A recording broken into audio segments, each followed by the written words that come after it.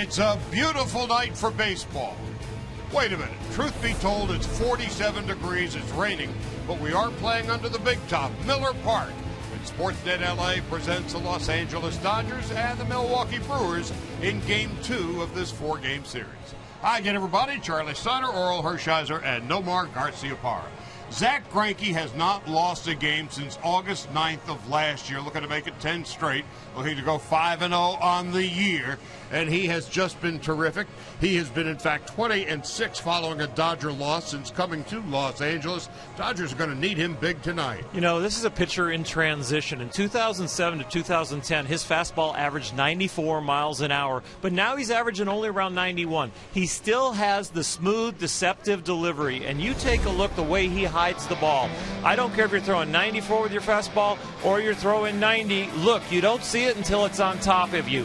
And then the next thing you have to do when you start to lose velocity is you have to keep your location, and the fastball location has been pinpoint. So 90 miles an hour on the inside, 90 miles an hour on the outside. That's outstanding. But the pitch that has put him over the top is the changeup. He's throwing more changeups, great movement, not a big change of speed, but outstanding location and movement with that pitch. Offensively, the Dodgers have been consistently good this year. In the last 3 games, nobody has been hotter than Yasmani Grandal, who has seen his batting average increase by 83 points. From 179 to 262. Yeah, he has just been batting over 700 over the last 3 games. And to me, he's done a couple of things. One, on the mental side, it seems like he's ready to be aggressive, more aggressive at the plate and attacking a certain zone and recognizing it. As we see in the graphic, it doesn't matter what pitch they throw at him, he's able to attack that pitch on the outer half. And what are the results from a mechanical standpoint? Well, on that outer half, he takes it the other way and he starts to drive it.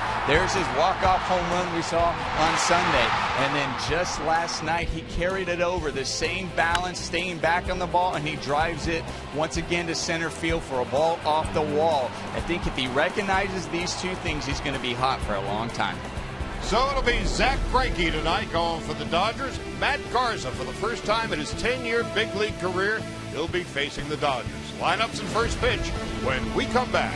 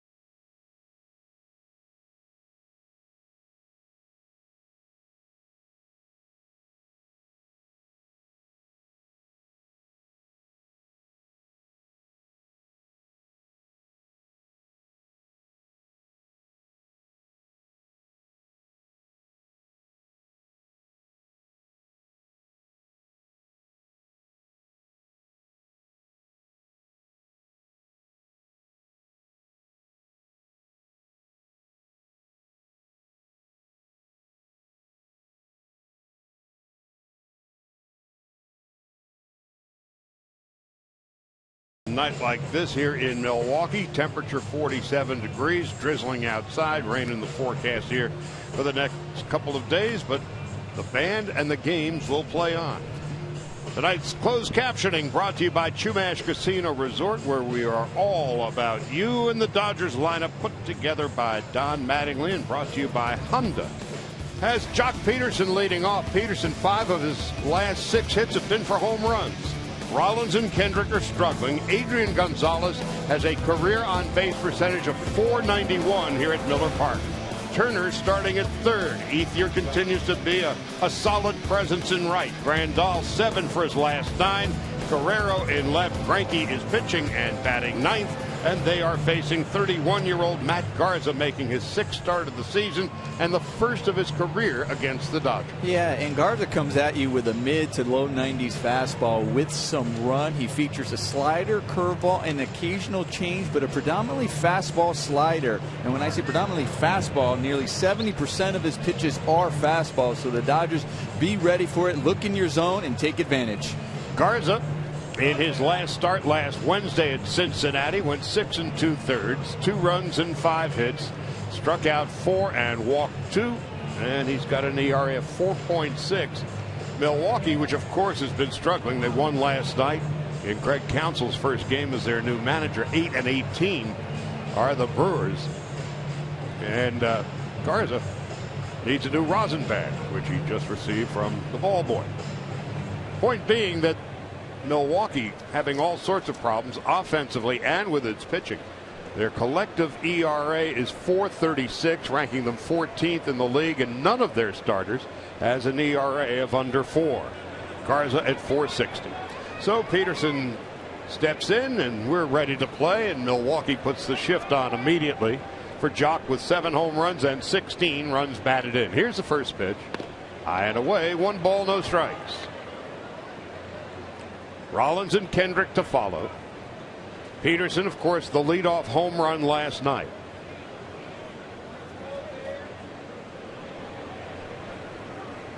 Garza from California.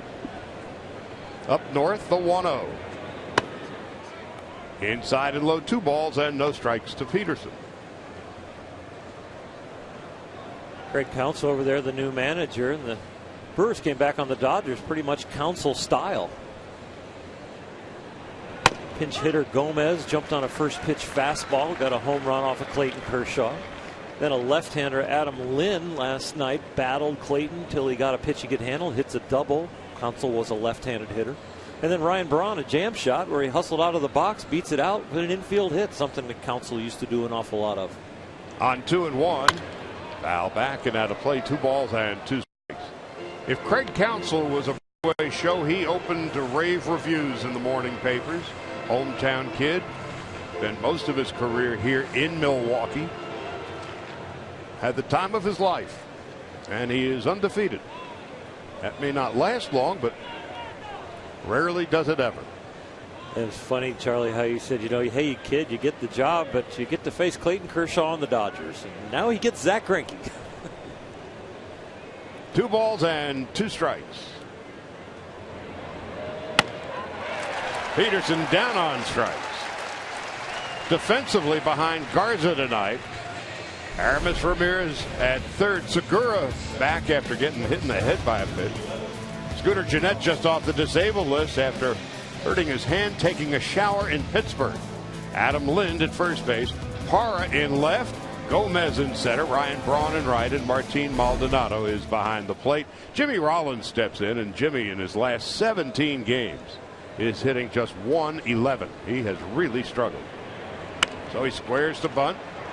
Right back to the box, and Garza with the underhanded toss. And that frustrates you even more. You're going, okay, you're trying to find something to get you going. I have no problem when you're struggling to square around and bunt. But as a player, when you do that and you're like, I bunt it right back to the pitcher, because your thought is it's either fair down the line for a base hit or foul, so you can give yourself another chance, and unfortunately that wasn't. Now Howie Kendrick. Howie is slowed up of late, and he takes a strike. It's 0-1.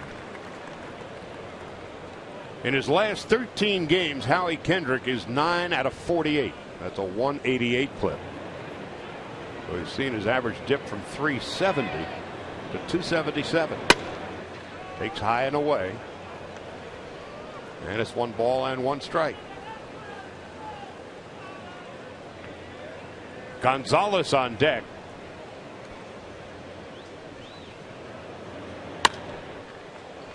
And it's 1-2.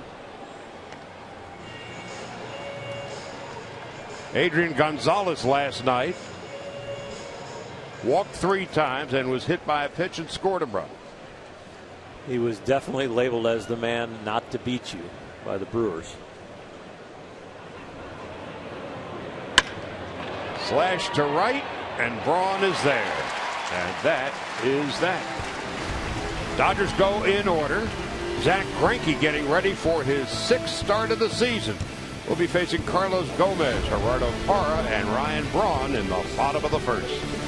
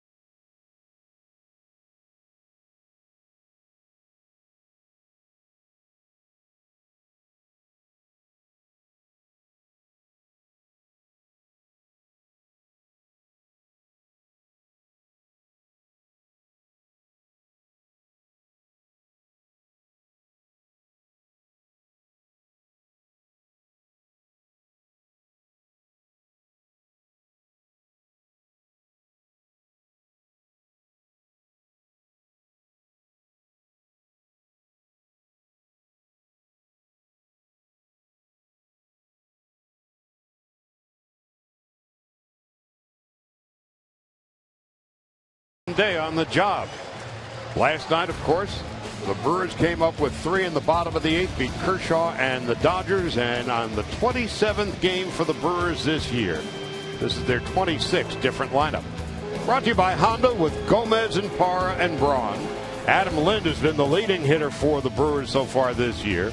Ramirez at 3rd, Scooter Gennett fresh off the DL, Segura, Maldonado, and Matt Garza facing Zach Greinke, making his 6th start of the year, looking for his 5th win. First pitch is high and outside. 1 ball, no strikes to Carlos Gomez at 261 with a home run and 9 runs batted in. The pitch that has really carried Zach this year so far has been his changeup. And when you think changeup, you think off speed. But for Zach, it's not that far off speed. His fastball now averages around 90.6 miles an hour, so he can top it out about 93, 94, but he pitches really around 90. And then the changeup averages 87 miles an hour. So how's it so effective? It's got great late movement. Parra on deck and Braun to follow. I mean, his changeup really has almost like a split finger action to it. Coming out of the hand, looks like a fastball. And you mentioned that late break, that downward movement. It's not a split finger. He doesn't hold it like that, but the movement is quite the same. Gomez on 2-1. Into short right. Kendrick taking charge. So Howie Kendrick is at second base tonight. At first is Gonzalez, Rollins, and Turner over on the left side of the infield. Alex Guerrero starting in left, Jock Peterson in center, Andre Ethier, a steady presence all season for the Dodgers out there in right after Puig went down, and Grandal is hot hitting behind the plate. Now here's Gerardo Parra. Parra last night with the back-to-back triples for the Brewers in the 8th.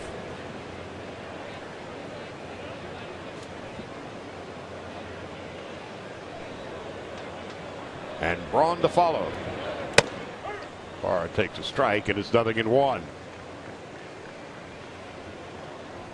So Parra on the year, 277, no home runs, 4 runs batted in, 8 doubles and a couple of triples.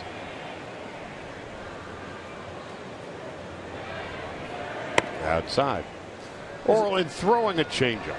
Now, those of us who play catch in the backyard, you just don't throw it quite as hard, and that's your idea of a changeup. But that's for those of us in the backyard. You got to get one of the power fingers usually off the ball.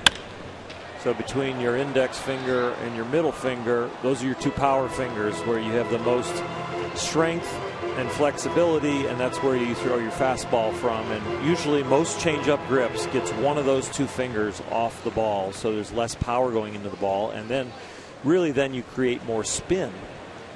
And sometimes the spin can be side to side, and you can create the movement. 1-2 to Parra. Just underway. And they play Parra the other way, under the knees.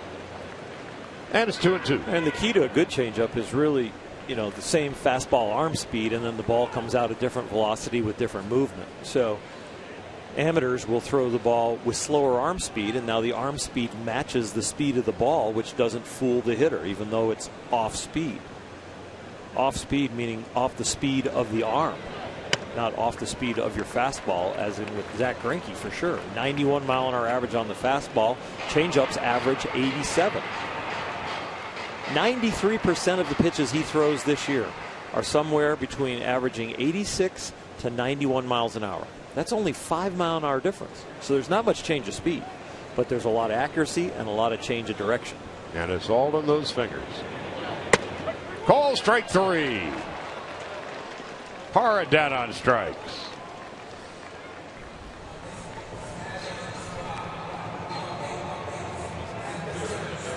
Greinke on the year has struck out 27 in 33 innings. His first of the night. Parra none too pleased. Now here's Ryan Braun. Shattered his bat last night. A game-winning hit that traveled maybe 60 feet. 5 home runs, 13 runs batted in. Takes a strike, and it's 0-1.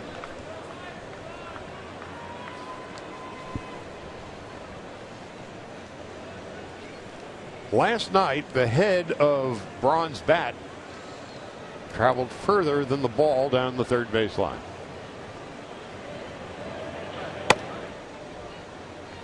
With the game on the line, this is how the game was determined. Bat went one way, a long way. Ball went the other way, a short way. And that was the difference in the game, with the Brewers scoring 3 in the bottom half of the 8th.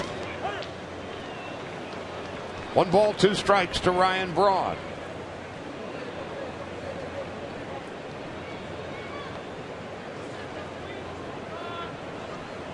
Braun just 1 for 7 in his meetings against Greinke. Of course, they were teammates for a couple of years here in Milwaukee in 2011 and 2012.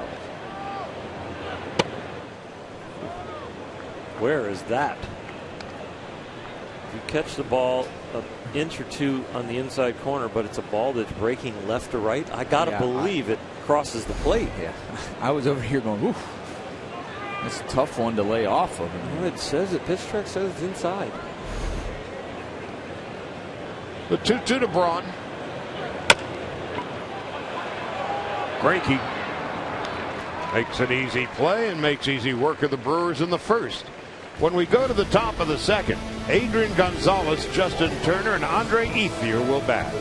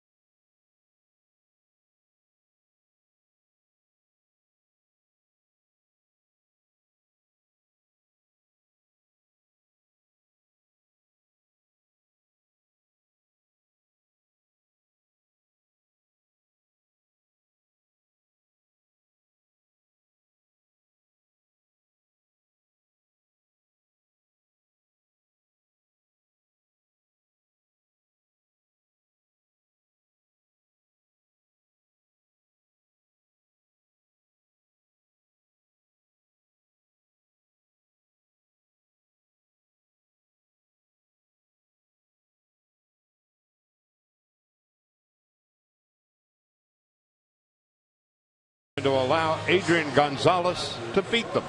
Alana Rizzo joins us from just outside the dugout. Yeah, no question about it. He was the one guy in the Dodgers lineup that Kyle Loeschen company were not going to let beat them. In fact, he was 0 for 0, if you will. He had 3 walks and a hit by pitch, so he gets on base 4 times but never recorded a hit. The reason Don Mattingly, of course, said was because that was the one guy. He said, we do it, of course, for every single team. For example, when we play the Arizona Diamondbacks, Paul Goldschmidt is that guy. Basically the one guy that you really don't want to get to you. Gentlemen? Well, we're getting to Gonzalez as we begin the second inning with the shift on. He swings and fouls it off to the right, 0-1. Adrian is the 3rd leading hitter at .362. The National League's leading home run hitter with 8. 4th in the league with 20 runs batted in. And in his career at Miller Park, .406, 39 for 96. Big Rip fouls it back, and it's 0-2. Yeah, every time you're sitting down with your scouting report, you go over and say, okay, what's the one guy you're feeling can't beat you on the opposing team? But the way the Dodgers have been playing this year, obviously you don't want Adrian Gonzalez to beat you, but the balance of this lineup, it's been different guys on different occasions, so it's really hard to just pick one guy because the guy behind him is picking up the slack. Dodgers have a team batting average of .260, which ranks them 4th in the league. They're averaging not quite 5 runs and almost 9 base hits per game. Thus their 16-9 record. 1-2 to Gonzalez. We begin the second, and Adrian takes inside. It's 2-2. You know, when I faced a team like the Dodgers that seemed to have that long, consistent lineup, I started to weight the lineup according to areas. So, you know, when you're around Jock and Jimmy Rollins right now, I'm pitching to Jimmy, not Jock. Right now, between Adrian and Howie, I'm pitching to Howie, not Adrian. Between Ethier and Tristan Turner, it's kind of a toss-up. Grandal's hotter than Guerrero for me right now.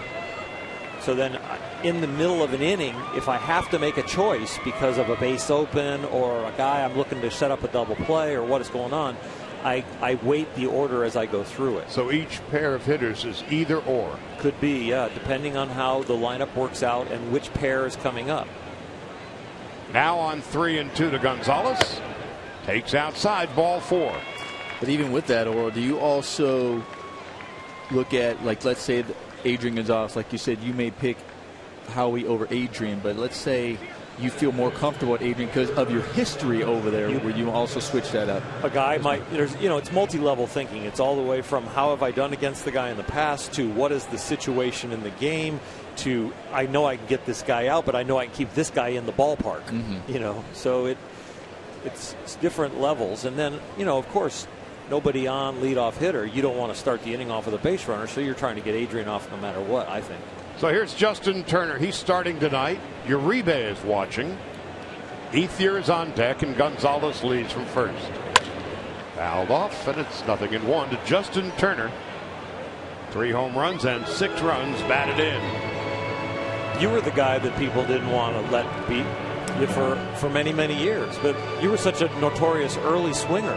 I don't know how much that strategy or knowing the opposing team didn't want you to beat him affected you. It's recognizing that, just like Adrian right there. It's Adrian batting in the 4 hole compared to when he was batting on the 3rd hole also changes that up too. Because when Howie was hitting behind them and when Howie was swinging the bat well early in the season, they were going, okay, I got to pitch more to Adrian because Howie's doing the job. When I went to the 4 hole as well, the 5th batter was always switching behind me, so there wasn't a consistency. So now was swinging the bat well. I knew they were going to pitch around me because they were willing to take the chance on the guy behind me, especially when the guy was in scoring position. Turner on 0-2 fouls it back. What's so funny is I remember people are judging my numbers, you know, and I always say numbers people can look at, but it depends on your team so much. I remember when I won a batting title batting .370, and I came back and I batted .310. They're like, "Oh, you had an off year." I said, "I didn't have an off year. I had a guy by the name Manny Ramirez hitting behind me." When you hit .370, yeah, no. When I hit .370, he wasn't there. When I hit .310, I did, but my RBIs and everything else went up because I batted 3rd instead of 4th. When he came onto the team, he wasn't there. I was batting 4th. He comes. Now I'm going to get more at bats. I'm going to get pitched to more because you're not going to pitch to that guy. But I had more opportunities to knock more runs in. I had higher RBIs when I hit .310 compared to .372. So that's what dictates your team, and how they're doing also affects your numbers. 1 ball, 2 strikes to Justin Turner. And he drills a base hit into left center field. So the Dodgers have a bit of a rally going here. First and second, nobody out, and Andre Ethier coming up. Gets in on him here, Nomar. He got a fastball. We talked about early that you're going to see a fastball from Matt Garza. He's going to challenge you, and not all of them are. They're not going to be straight. He's got some run on him. He's going to try to get in on your hands. He's going to try to get the corners, but you know he's going to come at you with it. And he just fought that off and was able to get a base hit. And right now, Matt Garza, his last couple outings, he's done very well. He's gone late in his last outing. He went 6 2/3 and only gave up 2 earned runs. So I think for the Dodgers, here's a big opportunity to try to capitalize that and also try to get an early lead for Zach Greinke so he doesn't have to feel like he has to get it done all the time and can just throw his game. Ethier at .317, 4 home runs and 9 runs batted in. There might be some fans at home thinking, why isn't Ethier bunting? Well, you're in the bottom of the order. You don't want to start bunting guys over to get down to the pitcher. And the other thing is Adrian Gonzalez not the easiest guy to bunt over. And the sabermetricians will tell you that you don't want to just give up and out. You want to keep swinging the bat. It's early in the game, and this is a team that's averaging almost 5 runs per game this year, the Dodgers. 1 ball, 1 strike.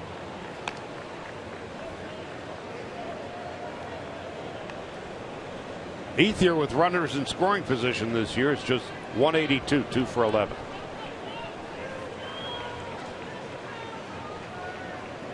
Dodgers looking to draw first blood, and when they do this year, they've won 9 of 11. 2 balls and a strike. The Dodgers' hottest hitter, Yasmani Grandal, is on deck. Well, the next 2 hitters, you pretty much have to pitch the same way. Andre Ethier has been outstanding with the ball away from him, able to turn on the ball in, and Grandal has started to get hot with the ball away from him. Ethier, Segura, Jeanette, not in time. So the Dodgers have runners at the corners with 1 out.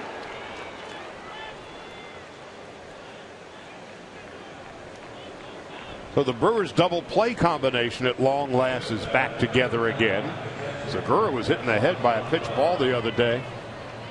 Took a couple of days off and he's back. Scooter Gennett taking a shower at PNC Park in Pittsburgh somehow lacerated his hand and went on the disabled list. And so he is back. And Yasmani Grandal is coming up. 7 for his last 9.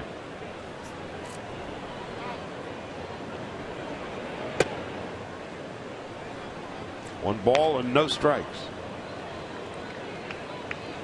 When you're hot, you're hot.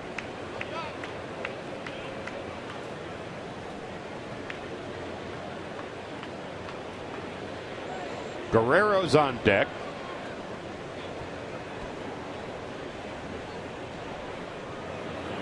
Grandal hit that walk-off home run on Sunday. And then last night, Jock Peterson hit the leadoff home run. First time the Dodgers have gone back-to-back in that fashion in 9 years, Nomar. You have to tell me because that was a part of the last time they did it? You may be onto something. That was the famous walk-off, 2-run walk-off after the 4 home runs in a row in the bottom of the 9th against the Padres. The very next day, Rafael Furcal led off the game with a home run. There you go. All right. I like to see Yasmani hit a home run right now. That'd be nice. So would he. 2 balls and a strike. Gonzalez at third, Ethier's at first.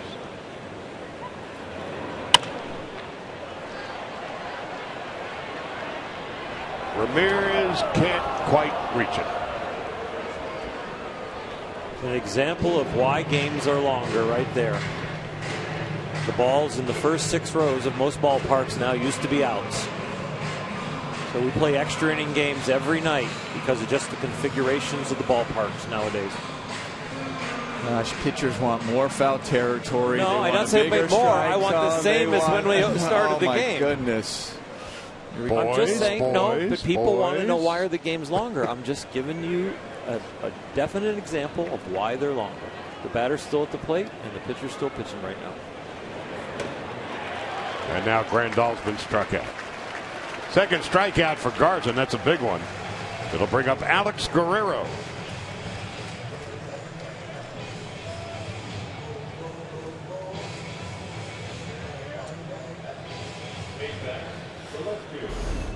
We talked about Yasmani and where he was been driving the ball right before the game away. And here he gets in the hitter's count, and that one right there, that's the one that frustrates you as a hitter, because you're like, that was the one I've been pounding and I miss it.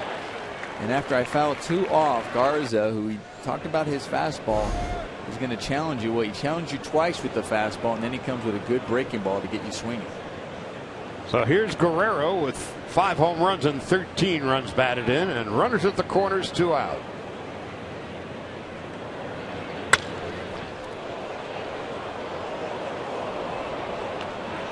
Guerrero starting in left field tonight.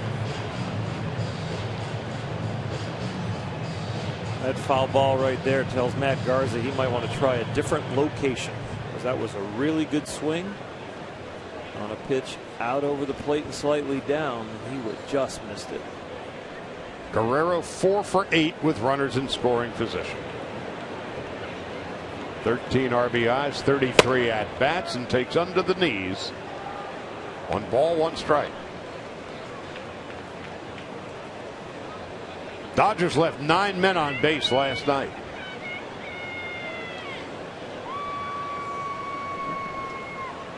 He broke on top 1-0, then 3-0, then up 3-1, and then all of a sudden eat a 4-3 loss. 1-2 to Guerrero. Just seemed like the offense kind of went a little bit asleep. Didn't have the killer instinct to step on the neck of Kyle Lohse, and it seemed like everybody was kind of sitting back and watching Clayton just dominate. Had unbelievable stuff last night. And then it just kind of fell apart. Yeah, they took the foot off the gas a little bit, and it was like, oh, you know what? If we get another one, that's okay, but it's Clayton. Let's just focus on defense and back him up. 2-2 to Guerrero. And then got attacked, really, in that 8th inning with the home run from Gomez on a first pitch, and then Lynn ground out in a bat where he got him to 3-2 count, 2 fastball foul balls, and then a slider he left up slightly for a strike, and Lynn punished it for the double, and then he was out of the game, and Chris Hatcher couldn't get it done. Guerrero on 2-2. Now Garza steps off the rubber. We said it was a tough loss for the team, but I can't stop thinking about it either. As if the Dodgers were preening in the latter stages of a prize fight, and then they got clocked. Here's 2-2. Guerrero down on strikes. So Garza strikes out the last 2 hitters after allowing the first 2 hitters to get aboard, and the Dodgers come up with nothing. Adam Lind, Aramis Ramirez, and Scooter Gennett will bat in the second.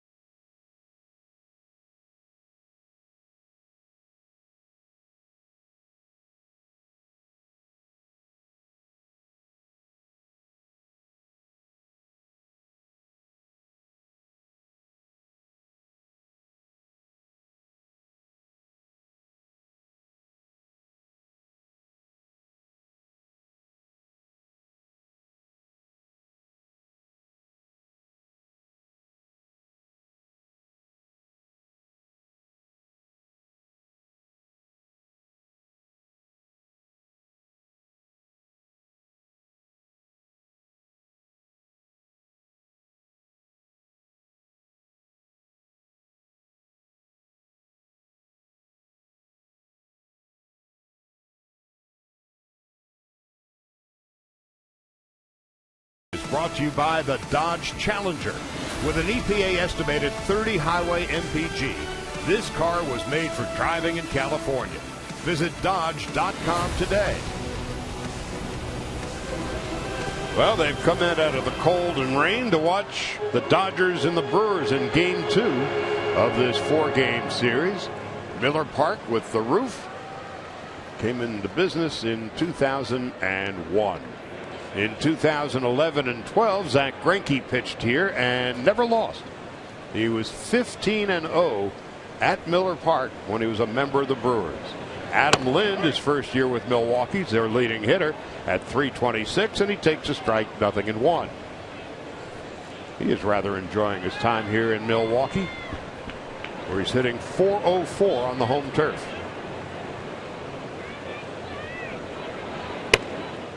Outside, 1 ball, 1 strike. Ramirez on deck and Jeanette to follow.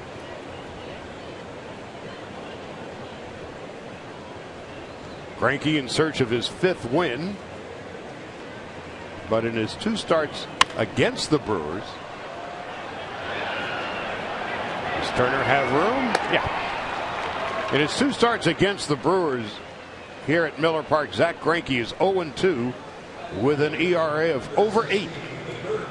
So he's seeking to turn that around tonight.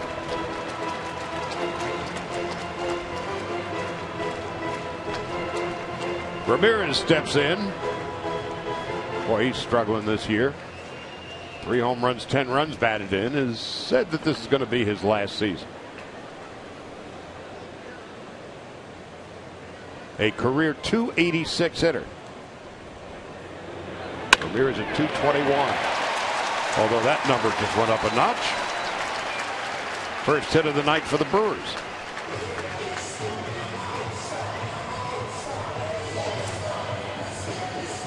As you get older, you get a little bit more of a slider speed bat, meaning your bat slows down, you catch up to the slider, but sometimes you can't catch up to the fastball. And Zach threw him a slider, left it over the middle of the plate. He was able to get it through the infield. Now here's Scooter Jeanette.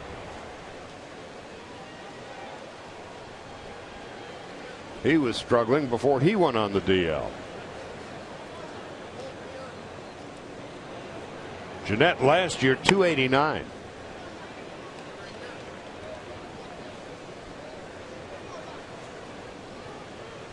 Nearly everybody in the Brewer lineup, their numbers are down significantly.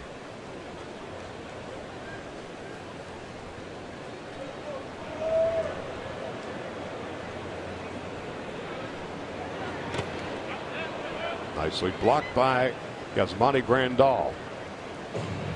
The fact that the Brewers' numbers down significantly throughout their whole lineup is a good sign for Craig Counsell. Because a lot of times players find their own level where they've used to produce. You see that swing right there and blocked by Yasmani. Maybe the Brewers are due for a hot streak then. It's been a long time since they've had one.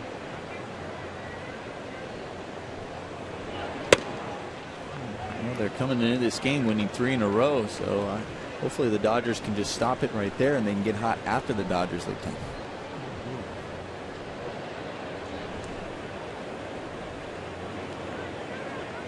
It has been a long, torturous ride over the last 105 games for the Brewers. So it's not just this season.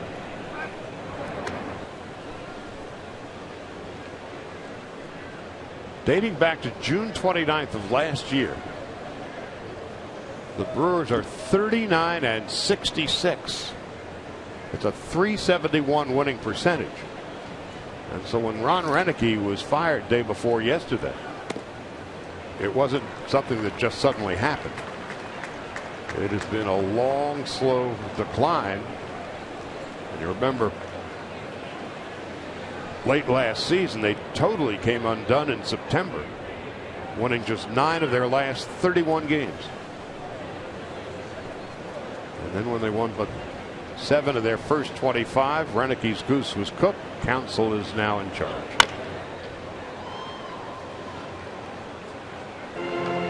3 balls and 2 strikes to Scooter Gennett with Gene Segura on deck.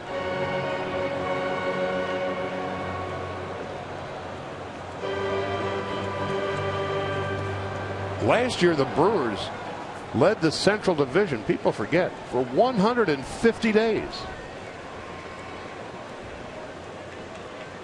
And then the vaudevillian trapdoor opened. Call strike 3. Second strikeout for Zach Greinke. This is the same spot and same pitch that he struck out Gerardo Parra with, right there on the outside corner. Good fastball with a slight little tail on it. They take that one that stays straight out there because they're used to looking at that changeup that has that big late movement that dives away. And so on that path, it should have been a ball if they read the right pitch, but he didn't. Dotted the eye out there. Gene Segura takes a strike, and it's 0-1. One of the great mysteries mortal men don't quite understand, Omar, is that 3 days ago he was hit square in the forehead with a pitch. And now he's able to get back into the box and face a baseball coming in his direction at 90 miles an hour. You know, the mentality is you're going to get hit, or you're thinking about, you can't think about getting hit when you're playing up there. You know if it happens, and whether it hit him in the head, whether it hit him in another part of the body, you're like, if you're okay and you feel okay, you're like, let's go back out there. How do you guys not flinch? I think one reason they don't flinch, Charlie, is because they see a completely different baseball than most people see. That's my point. They get a lot more information with their eyes. And so I think most people flinch because of the mystery of where is it. And the big league hitter actually sees it. You know, that's. And you also, there's a lot of trust that the pitcher has command as well when he's up there. Yeah. And that's. The 1-2. In a perfect. We know we can hit you if we want to. Right, and that's why oftentimes when a guy gets hit or gets thrown at, the batter looks at the pitcher going, wait a minute, you can control the ball better than that, and you hit me. And also, when guys go down on a rehab assignment, I know when I was going down there, they would say, hey, we're close by, we're going to send you like to single A or double A. And I'm like, no, you're not. I'm like, no, it's to triple A because I trust those guys have better command than the guys in single A. So there's that safety factor in the back of your head. So that also plays a part in stepping in the box again. Just foul. And at the big league level, when you hit a batter that's on your non-arm side, so a right-handed pitcher hits a left-handed batter and a left-handed pitcher hits a right-handed batter, you pretty much know it's on purpose. The ball that gets away from you that you hit people by accident with is the ball high, up and in, where it gets out of your hand early and tails into the hitter and kind of chases him. Yeah. And it's amazing as a hitter, too. You can tell when, like, that one was on purpose or that one he wasn't trying to, and it just got out of his hand. Yeah. Here's the 1-2. So funny is there are times, and I knew certain pitchers I played with who I knew who'd go up there and protect me. And if I got hit, I would go to him and let him know that if I knew it wasn't on purpose, I'd tell him, hey, that wasn't on purpose. It got away. Don't worry about it. Just go pitch your game. I don't want you to get out of your game to protect me. I'm okay. I'm not mad. Just go play a game. And then if I didn't say anything to him, I knew somebody was probably going to wear it. Yep. On 2-2 to Gene Segura. I'd walk by my hitters. And say, what do you think? Like when I was walking up to go to the plate or something, and they'd say something like, hey, 0-0 game, we'll handle that one later. Or if we have to, we'll handle it tomorrow. Because some hitters are more intent on let's win the game first, right, than eye for an eye. Put that one in the fridge. Yeah. And that's why you see sometimes the bad blood run over into the next series.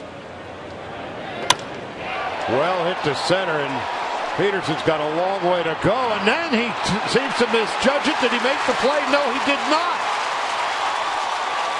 Ramirez will score.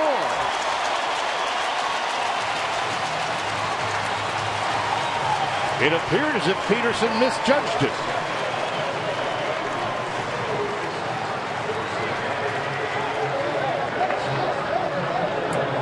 The roof roof is closed, but this ball seems to die on him really quick, Nomar.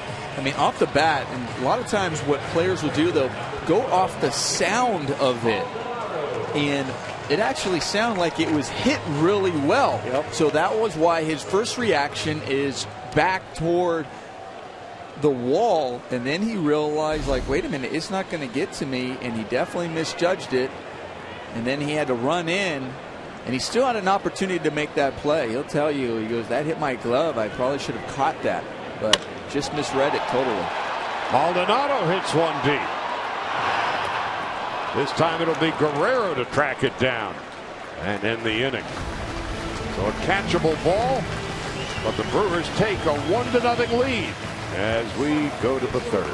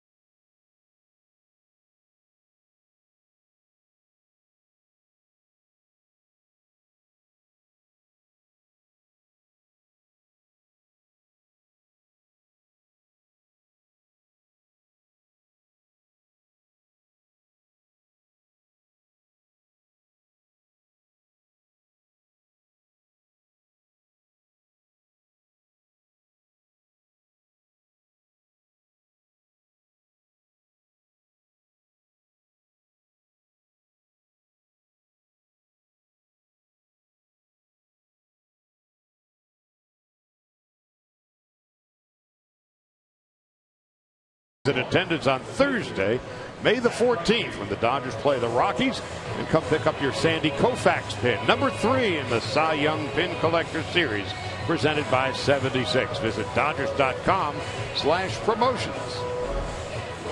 Well, Matt Garza's got a 1-0 lead to work with, and he'll be facing Zach Greinke, Jock Peterson, and Jimmy Rollins. And for Jock Peterson, but the second time he has played under a big roof here at Miller Park. And yeah, I don't know if the lights may have affected him there, or it was just one of those where he misjudged it based on the sound of the bat and what he thought it was going to be and where it ended up being. How difficult is it tracking a ball under a roof, or is it easier? You know, here it's not too bad. It's difficult when the roof is white. Minnesota, when they had the dome there, wow, that was really tough. Greinke, comebacker. One pitch, one out in the third. So for Jock Peterson, it was a learning experience in the bottom half of the second. You know, sometimes, like I mentioned, sometimes it's off the sound, and you are in a dome, so it can sound louder than what it would be if it was open. And then he looked like he said he just misjudged. He couldn't see something right when it went up in the air. But that look right there and him pointing behind it, you know, pointing to the back area behind home plate. Lorenzo Bundy and Jock have been working on running to a spot and then picking the ball back up. Jock missed the ball about 10 days ago that he thought he should have gotten. They started working one-on-one back in L.A. before the games. And remember, back on the last homestand, he made some marvelous catches there in Dodger Stadium. And I think he was running to a spot there, and when he looked back up, that motion to Andre Ethier like I lost it, it wasn't as easy to pick back up. But he still will tell you he should have had it. That ball, when he ended up touching the leather, was, you know, almost waist high and just a little bit. Yeah, and when you come into a new ballpark like this, they're out there early. They are taking fly balls. They are taking balls off the wall to see the way it might carry them or kick off the wall. So all of those are worked on. It's also, I mean, the one thing here, because it is closed, sometimes it's difficult when you go into certain ballparks, if you've never played in there and it's raining and you don't have batting practice, and you're like, gosh, you're hoping at some point you do get to have batting practice so you can work on those things. For instance, when you were with the Red Sox and you went to Sky Dome, now known as the Rogers Center, was it more difficult? Was it easier to gauge a pop-up at shortstop with that roof? You know, it's funny. You said it's different when it's open and closed. Yeah. You're totally judging it differently. No question about that. A lot of places, you know, like that one, like I mentioned, Minnesota. Like Minnesota, when it went up, my range, when it was popped up and it was behind me, my range was limited because you didn't want to take your eye off the ball. You had to keep it on, because if you ran to a spot and looked back up, you couldn't find it again. So once it went up, you had to say, so you really couldn't. It limited you. And people don't understand why your range is limited, because you can't take your eye off it. What's it like to run full speed with your eyes up in the air? It's hard to run. Right, you it's lose hard, your yeah, balance. it's hard, yeah, exactly, and hard to and to cover a lot of area. So that was an area, and same thing in Toronto. When it was closed, you didn't want to take your eye off of it too much compared to when it was open. It seemed like you could see it easier when it was open. 2-2 to Peterson with one out in the third. Jock has yet to be cheated on any of his big league swings. We talked about the tension-free swing of Jock Peterson. He doesn't have a lot of anxiety about swinging and missing. So a fast bat and a loose bat's usually an accurate bat. And Paul Emmel's left shoulder paid for it. But here's Peterson working the count full. Some nice takes, Nomar, when he does take now. That he looks balanced and calm. He's getting a good read. You'll occasionally have a check swing, but they're less. Usually the check swing is when you see where you're off balance or you're not reading it right out of the pitcher's hand. So Peterson works out the walk. That's his 20th walk of the year. His on-base percentage at .421, 8th highest in the league.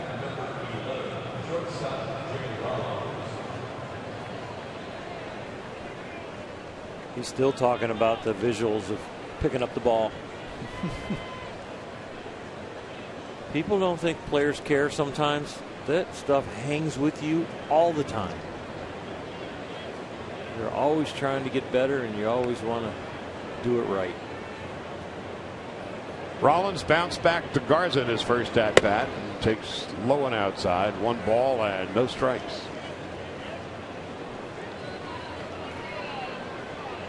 Jimmy is now 7 for his last 64.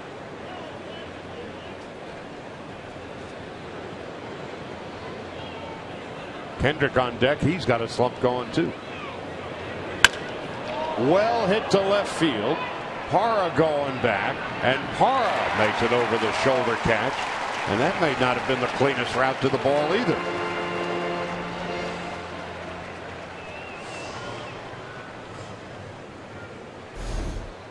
I mean, this ball was hit pretty well by Jimmy Rollins, and you talk about that route.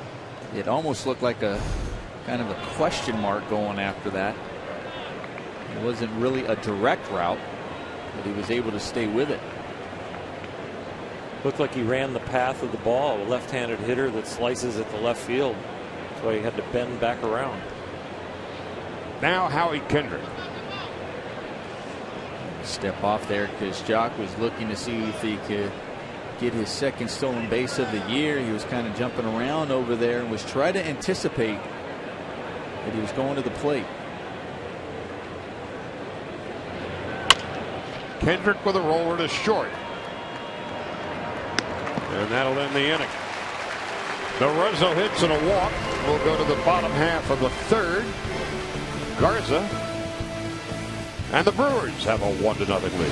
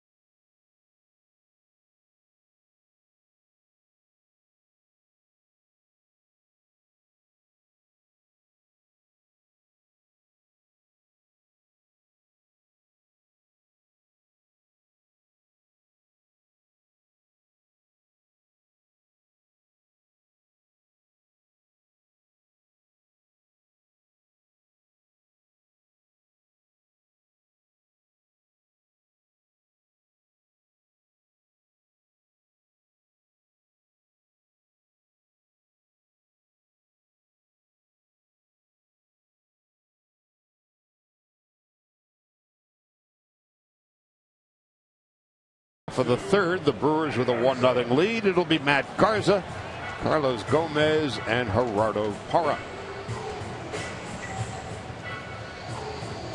So while it is raining and very chilly here in Milwaukee, I mentioned at the open, we've got the big top here, which isn't necessarily a good thing, at least from Jock Peterson's point of view. And his misjudged fly ball is the difference in the game at this point. Garza 0 for 7.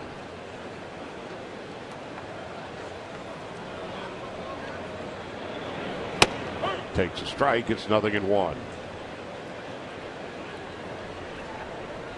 Garza lives up in Fresno. First round pick of the Twins back in 2005. 0-2. From the Twins to the Rays to the Cubs to the Rangers, and now his second season in Milwaukee. A career .500 pitcher. Into short center field, retreating is Kendrick. One gone. So the Dodgers constantly, there is motion, especially now with the rotation, the injuries, and so they're mixing and matching along the way. And what's going on, Alana? Well, a little bit more clarity as far as the next game is concerned, Charlie. Joe Whelan was in the clubhouse earlier today before the game. He has not been officially activated or added to the 25-man roster, but he will pitch tomorrow here in Milwaukee. Carlos Frias is going to be given an extra day. He'll go on Thursday. Then on Friday and Saturday and Sunday, it's going to be Brett Anderson, Clayton Kershaw, and Zach Greinke. That is, gentlemen, provided we can get any games in Colorado. It is still raining there, so they're having some weather issues, but that is your rotation for the next 5 days. They're having a lot of weather issues in Denver. Carlos Gomez takes a strike, and it's 0-1. Tonight's Diamondbacks Rockies game rained out, as was the case last night. On Friday night, there is merely a 100% chance of rain in Denver, and then it diminishes to 90% on Saturday and 90% again on Sunday. I hope you boys brought your galoshes. I did not. Nomar, I know you have like 6 pair though. I only brought 5 of them though. So one share, of those, yeah. Share and share alike. Or bring a good book. When do we go back to Colorado? I'm already looking that up. You're looking at. We go back June 1st, 2nd, and 3rd. All 7:40, 7:40, and 7:10 starts. One of those might be a doubleheader. Gomez on 2-2 with 1 out in the bottom of the 3rd. And for Greinke, that's his 3rd strikeout. 2 gone. Well, he got him to pop up the Howie Kendrick at second base on a slider. This one, he gets him to completely miss in the second at bat. So now 2 finishing sliders. One gets you a pop-up, one gets you a strikeout. Zach Greinke's got Gomez's number so far tonight. And he had Parra's number in his first at-bat. Parra would strike out swinging. 1-0. 2 out, bottom of the 3rd from Milwaukee. And there's an off-speed offering. At 73, no balls and 1 strike to Gerardo Parra. When he was with the Diamondbacks, he didn't much like the Dodgers, and the feeling was mutual.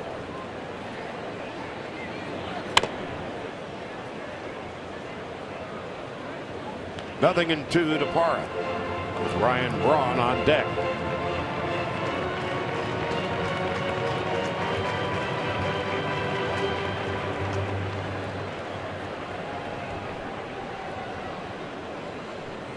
Parra with 8 doubles, 2 triples,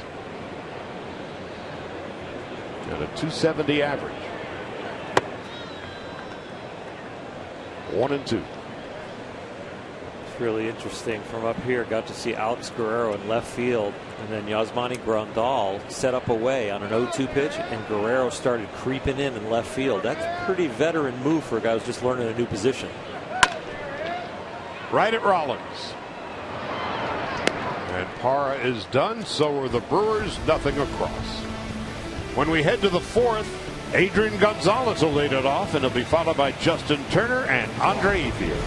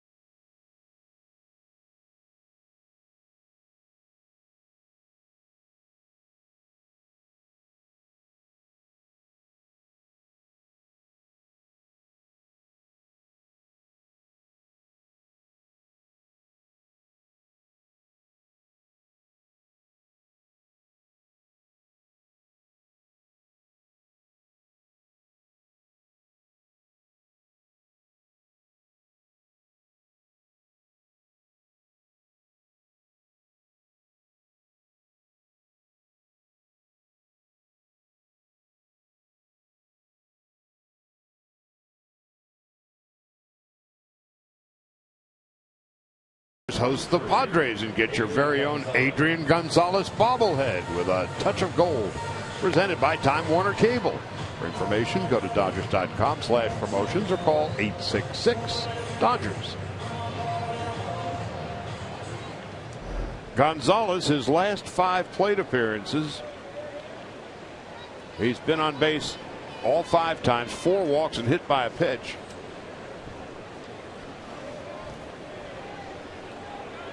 At the moment, hitting .362, third in the league. He's third in the league with runs scored, first in home runs, fourth with RBIs and 20 of them.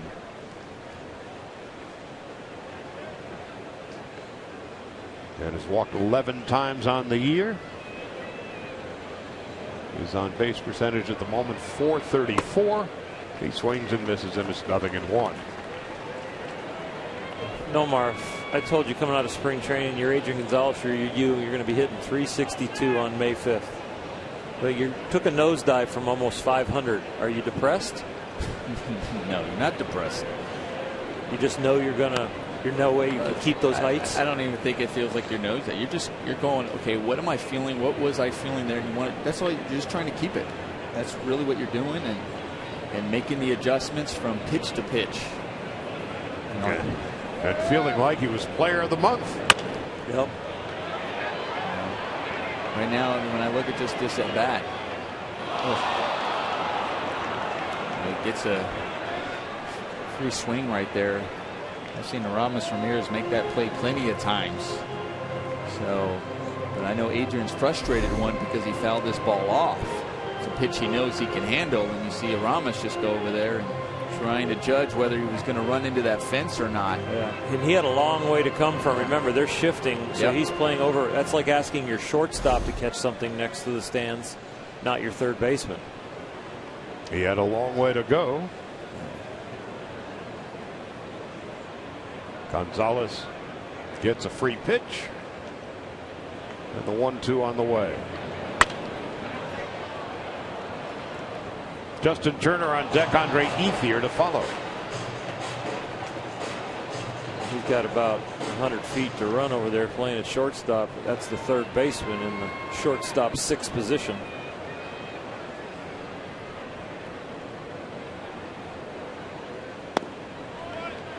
Two balls and 2 strikes to Adrian Gonzalez.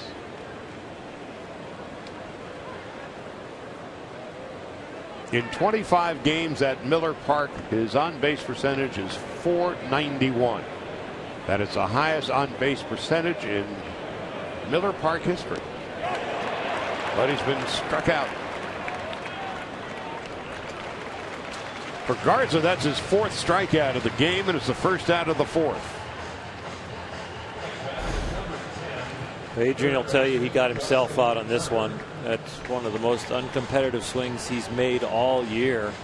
A 3-2 breaking ball. Garza saying, I'm not going to give you a fastball as good a hitter as you are. Adrian guessing fastball and didn't get it.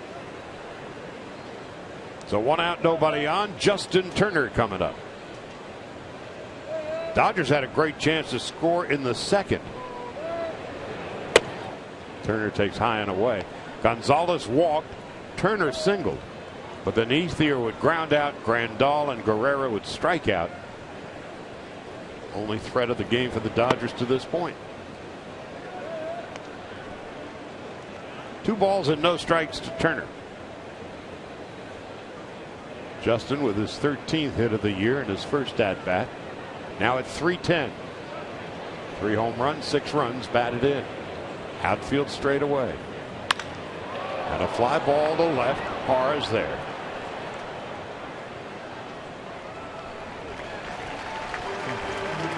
That one as a hitter, you're just frustrated because you're going, okay, I'm in a hitter's count. I got the pitch I was looking for. I got the fastball, and you just get underneath it.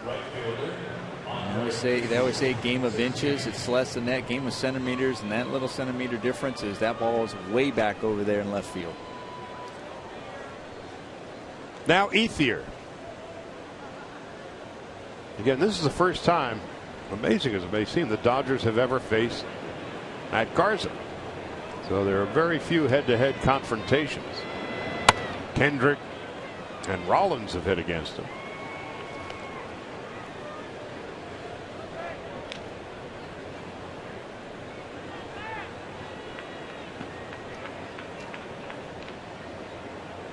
This is the first time that Ethier has faced Garza.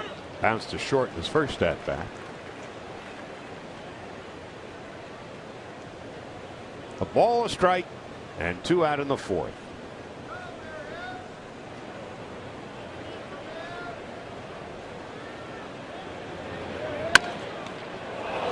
Somehow Garza got it without tripping over the ball. Nothing across for the Dodgers. 5 in a row retired by Matt Garza. Ryan Braun, Adam Lind, and Aramis Ramirez will bat for the Brewers in the bottom of the 4th.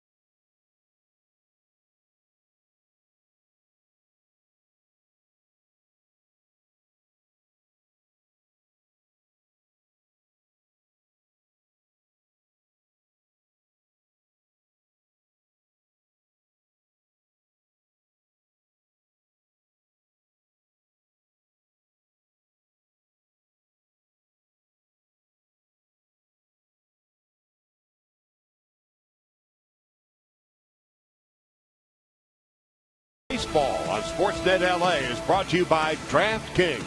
Play daily fantasy baseball for free on DraftKings.com. Use promo code BLUECREW for free entry.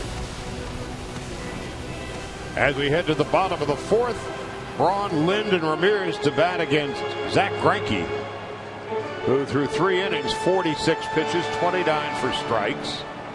3 strikeouts, no walks, and an unearned run is the difference in the game. Braun bounced back to Greinke in his first at bat.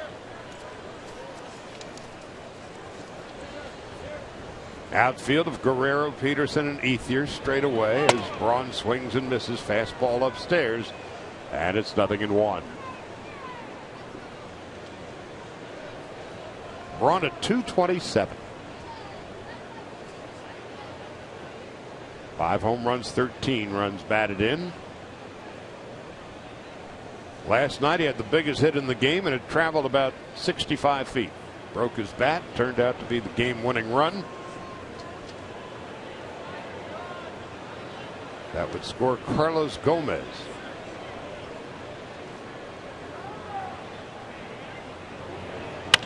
Braun to center. Peterson taking charge.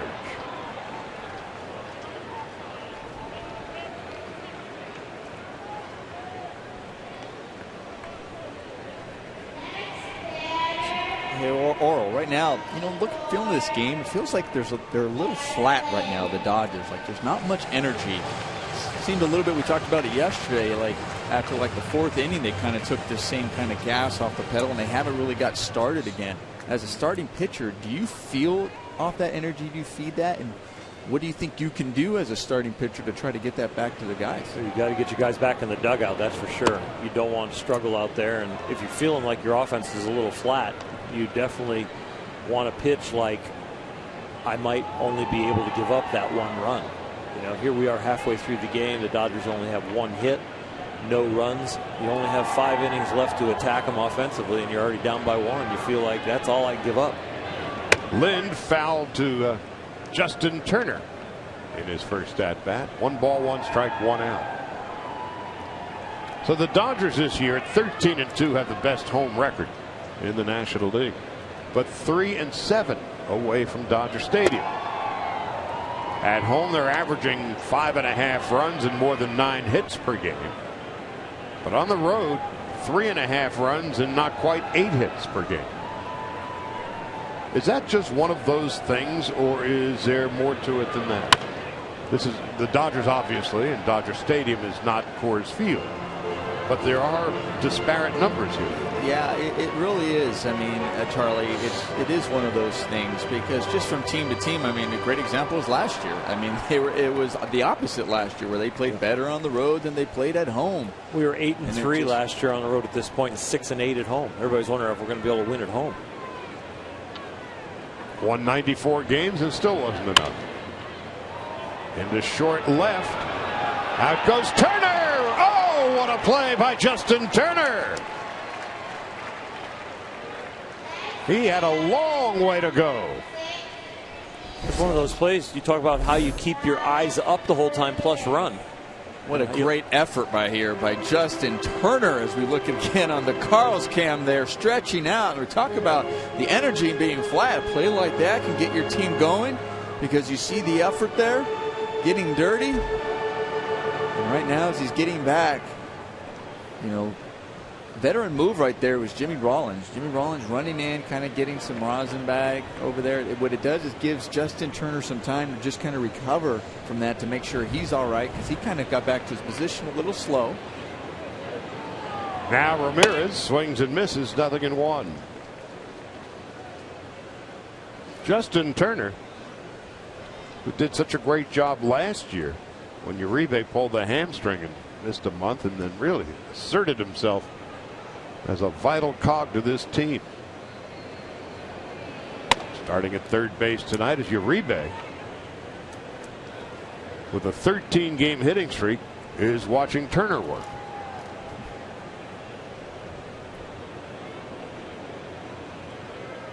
One ball and one strike.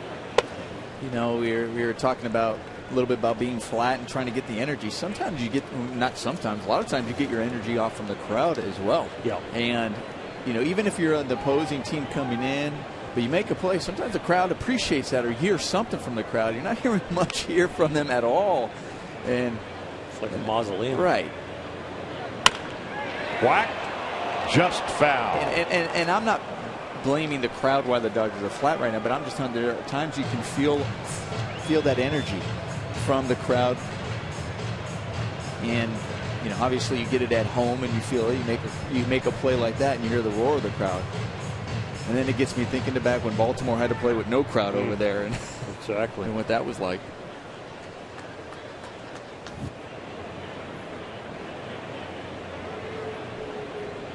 On 2-2. Call strike 3, and that is that. 4 strikeouts for Greinke. He retires the side in order. He's retired 7 in a row. We go to the 5th. Brewers 1-0.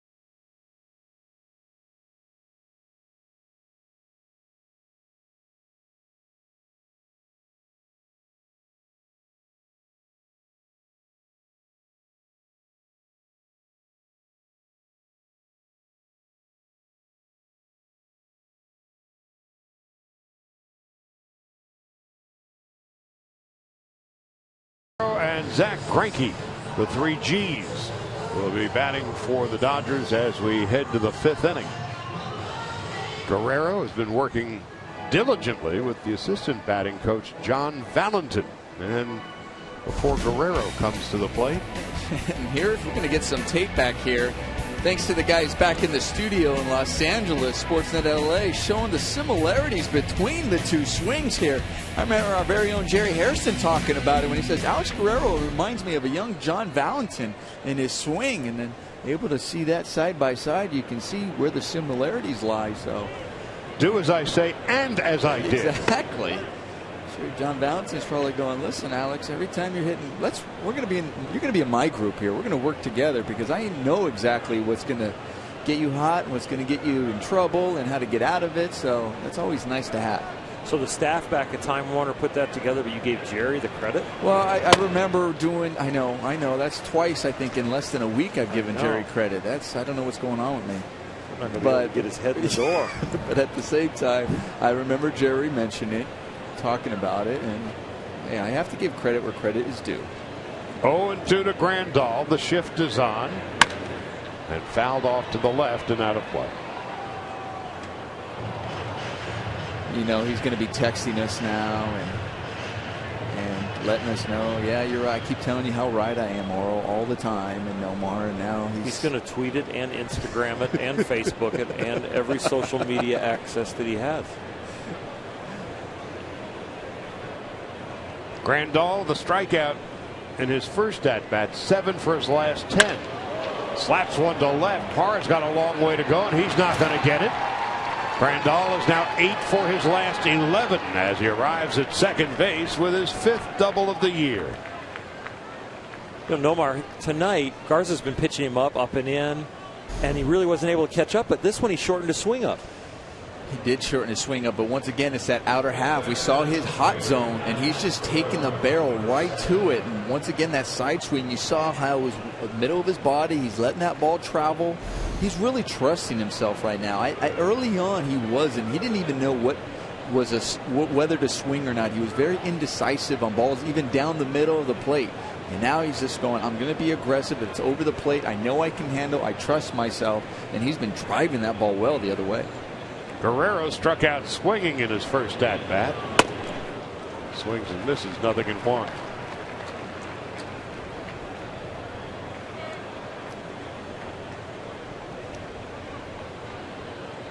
So Guerrero at 353 and the National League Rookie of the Month of April.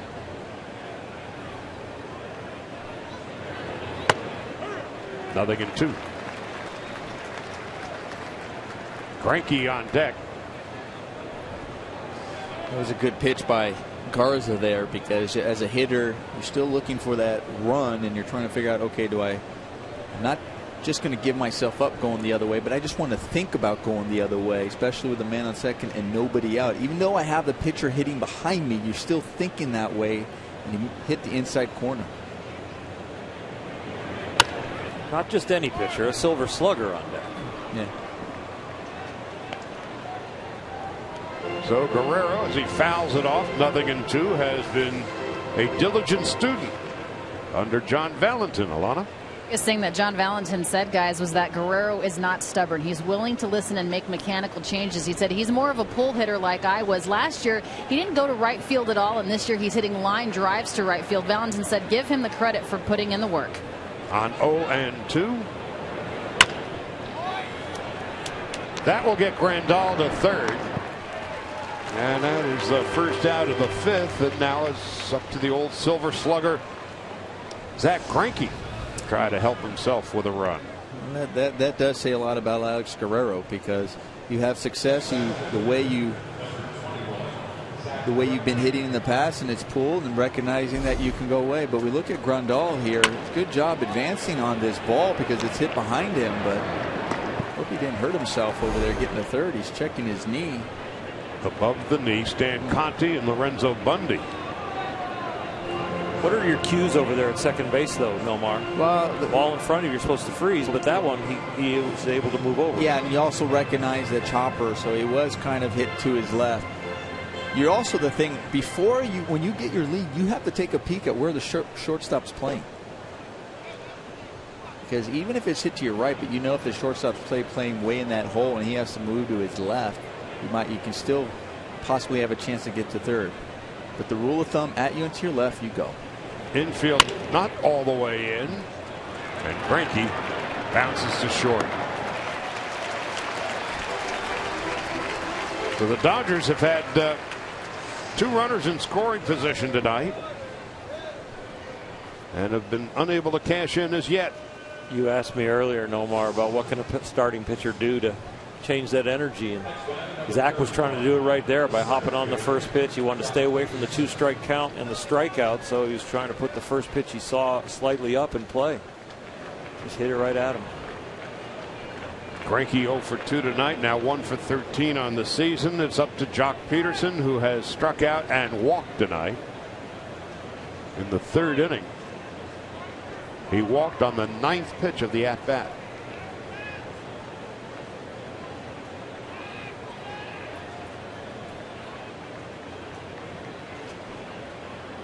Peterson now has 20 walks on the year. And the Brewers, as they have in the series to this point, have played the shift on him on the infield side. Outfield, Gomez is shaded toward left. Want to know what else can pick up a team is 2-out RBIs. Mm-hmm.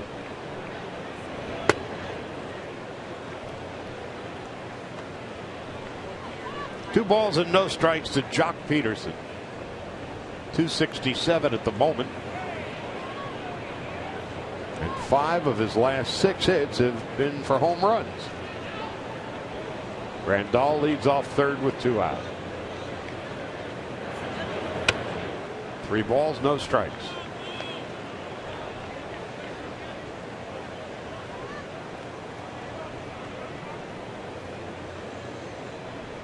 Jimmy Rollins hoping for a chance to bust out of his slump.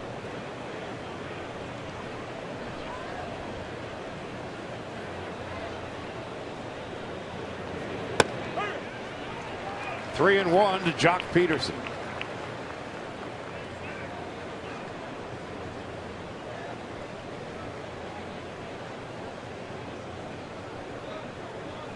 The Dodgers as a team have hit 39 home runs in their first 25 games. Lead the majors. 3 balls and 2 strikes. How about this? A 3-1 breaking ball by Matt Garza, recognizing that Jock Peterson is in the hitter's count and he's looking for that fastball. And smart pitch by a veteran pitcher. Get Jock swinging. Now puts it in the head of a hitter. You're like, okay, now if he throws a 3-1, he's probably willing to throw a 3-2. Now you're thinking too much as a hitter. With Grandal leading off 3rd, drilled into right. Braun is there. Couldn't have hit it any harder.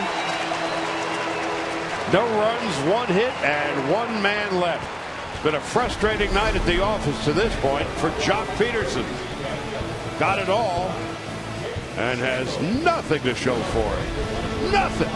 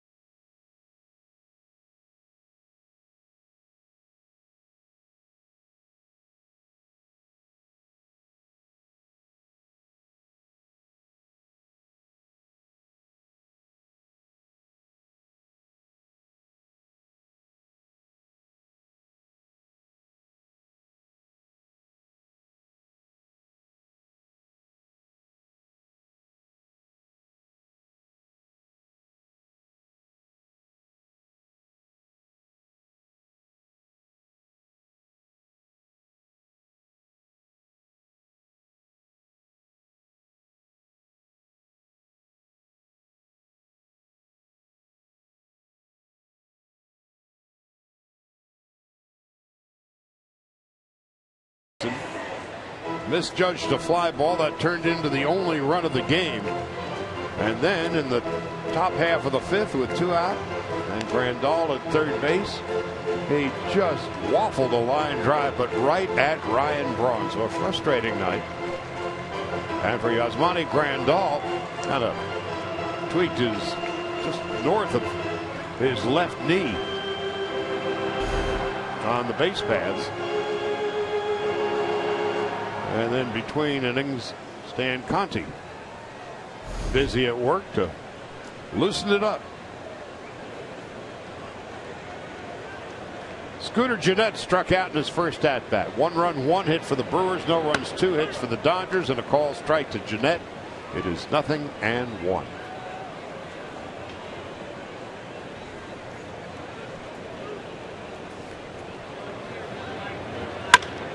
A little looper. Gennett will hold at first base. Looked like a drop shot volley. And Gennett with the second hit of the night for the Brewers. This is the little changeup that Zach has thrown. The pitch before that is a pitch he's really taken out of commission about 4% of the time. The slow curveball, more and more changeups as Zach's fastball has started to go down. Through the years, he started to use that changeup more and more. This year, a 7% increase, I think, from last year. As he goes forward, you can see he's adjusted to his fastball velocity is declining, so his changeup use has gone up. All the way up to 22.7% here in 2015, and that's mainly with the movement. And the changeup use has gone up, the curveball use has gone down. Gene Segura takes outside, 1 ball and no strikes. That pitch selection also takes a little pressure off his elbow. As you remember, he got the lubricating injection into his elbow, and the elbow usually gets a little wear and tear more from the slider and the curveball, so backing off on the curveball and taking some pressure off that elbow with the changeup. So in spring, the elbow was a quart low.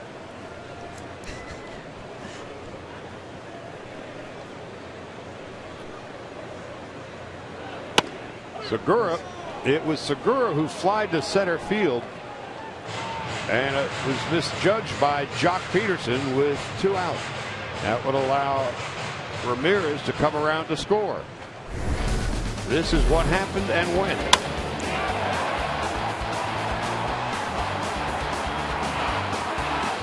So many things that could have went wrong, but it looked like the main thing that went wrong for Jock was the visuals, because he talked to Andre Ethier about that as he came and approached the bench when the inning was over. He talked to Lorenzo Bundy about the visuals.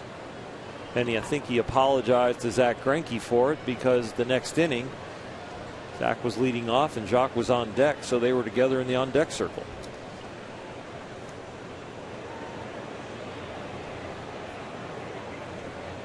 Bottom half of the 5th, 1-1 to Segura.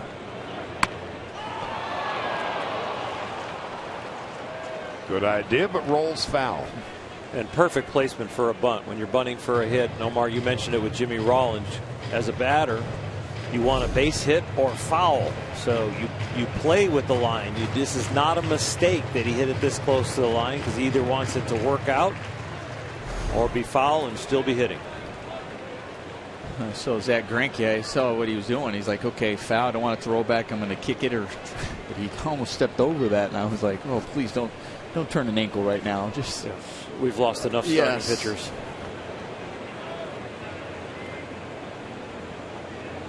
Segura originally signed with the Angels in 2007. Came over to the Brewers in 2012. Had a great year in 2013, hit .294. But last year was just an awful season for him on and off the field. Down on strikes. Oh, that's a nice turnabout for the Dodgers right there. A hanging breaking ball that Zach knows he got away with, and he ends up with a strikeout. If this ball's a home run, it's a hanger. If it's a strikeout Thank goodness he missed it. And Zach's like, oh, wow. I am so glad you missed that. It's one of those basketball moments. Don't shoot, don't shoot, don't shoot. Nice shot. Exactly. Martin Maldonado flied to left in his first at bat.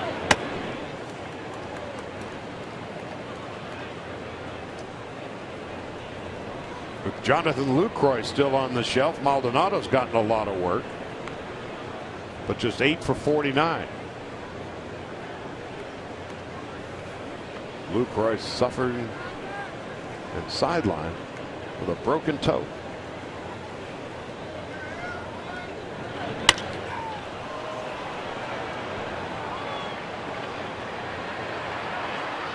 Two gone.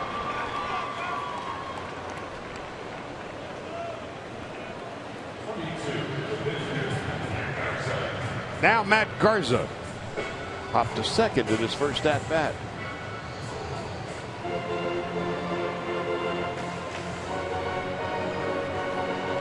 Looking ahead to the 6th. Rollins, Kendrick, and Gonzalez to bat for the Dodgers against that man.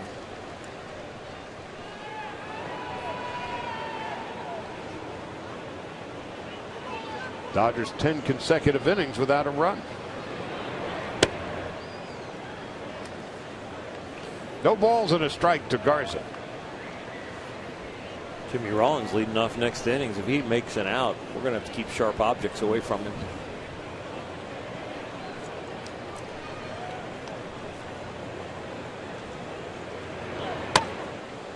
Kendrick is in a slump too.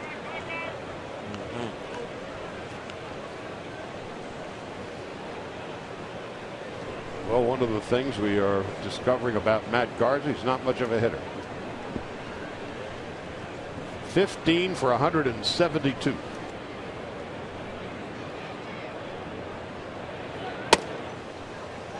One ball and two strikes.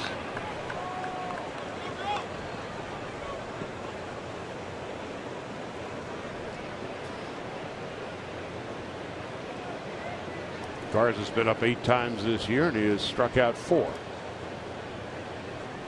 4 hits in the game and 1 unearned run. Foul tip. Yasmani's looking at the umpire like, foul tip. I didn't hear anything. He thought, all right, he's swing and a miss. Garza's such a bad hitter, he doesn't even know when he fouls it off. Does he get it after it hits the ground? Hits the I wasn't even. I didn't think that was even close. No, I think the swing and the noise of the ball hitting off the dirt fooled the umpire. I didn't even think he didn't even come close to that. No. That's goes Paul Emmel, who had the balk call last night that would eventually.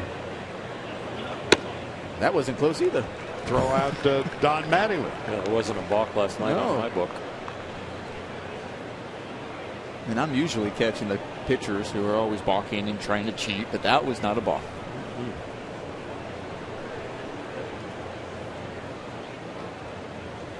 2-2. There's a strikeout. That ends the inning. 6 for Greinke. No runs and 1 hit. So Rollins and Kendrick and Gonzalez are coming up for the Dodgers in the 6th, trying to put a run together.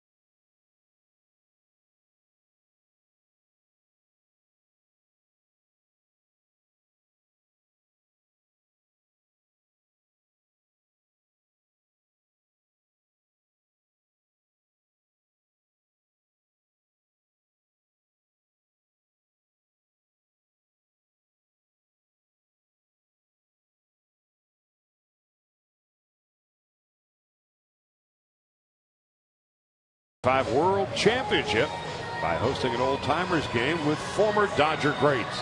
Being one of the first 40,000 fans and received a 1965 World Series replica ring presented by Security Benefit.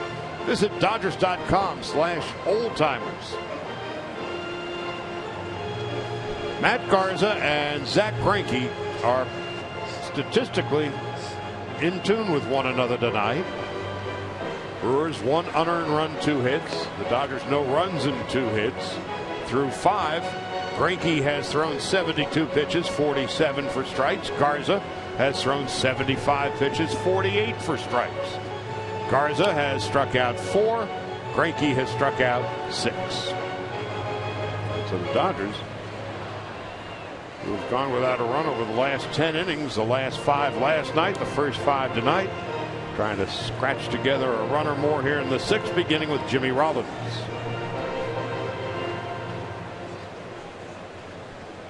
Jimmy's slump continues. In his last 18, he is 7 for his last 65. We've seen his average drop to 163. Ramirez in on the grass at third. Rollins takes a strike. Is that my imagination, or is that about as close to the plate you've seen Jimmy? I think he's starting to creep in there.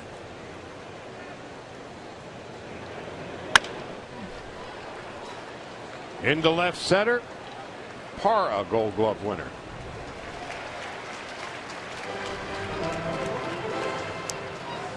Yeah, you can definitely see the frustration starting to build with Jimmy Rollins, and you know it's the other frustration is he's not going after bad pitches. It's the pitches that he knows he should be hitting and squaring up where he's just missing it. And you know, as I look at him and I watch him, you know, it's not that far off. It's not like there's just something going, oh, he's just doing this. He's bailing out. He's flying open. He's off balance when he swings. He's really drifting. It's none of those things. It's not a major thing where his hands are dropping.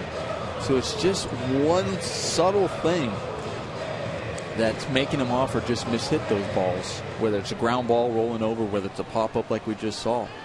So once you get that, or once you figure that out, and then things start rolling for you.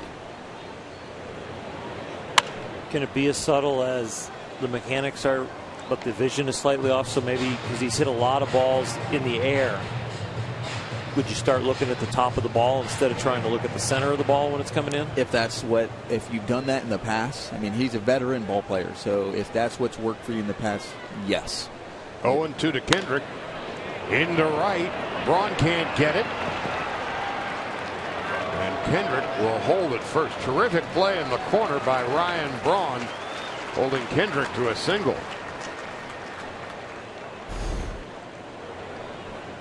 Well, we know Howie. We're talking about him struggling right now. But the one thing about his struggles, he's still driving the ball the other way, which a lot of times for hitters that you can actually start getting out of it as long as it's going that way.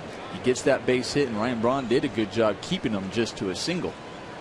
Maybe struggling with the bat, but Braun limits the damage as Adrian Gonzalez comes up. A walk and a strikeout for Gonzalez tonight.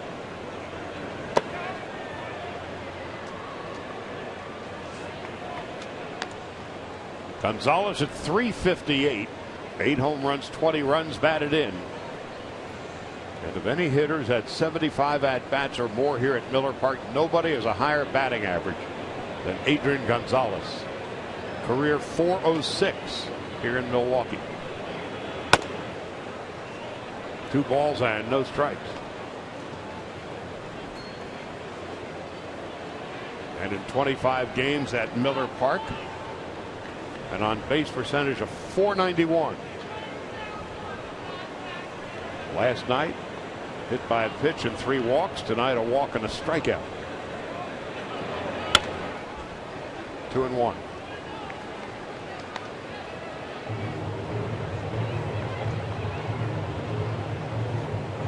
Last night, Gonzalez walked with 2 out in the first, was hit by a pitch leading off in the 4th, and came to bat with 2 out in the 5th. in the 7th and walked in both of those at-bats. But they didn't want anything to do with him last night. I would rather not have anything to do with him tonight. The last at bat, they really pitched around him with the 3-2 curveball, and Gonzo got himself out. He's grinding on this one.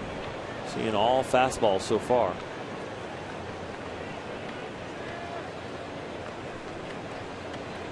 Two balls and 2 strikes. Just high. Garza quick pitched him. Came set instead of pausing for a long time and checking the runner. Just came set, stopped barely, and then came at him. It's one of the tools pitchers can use, especially against hitters that they know they're probably struggling with. Change your delivery a little bit. Full count, 1 out. Do they send Kendrick? Nope. First and second.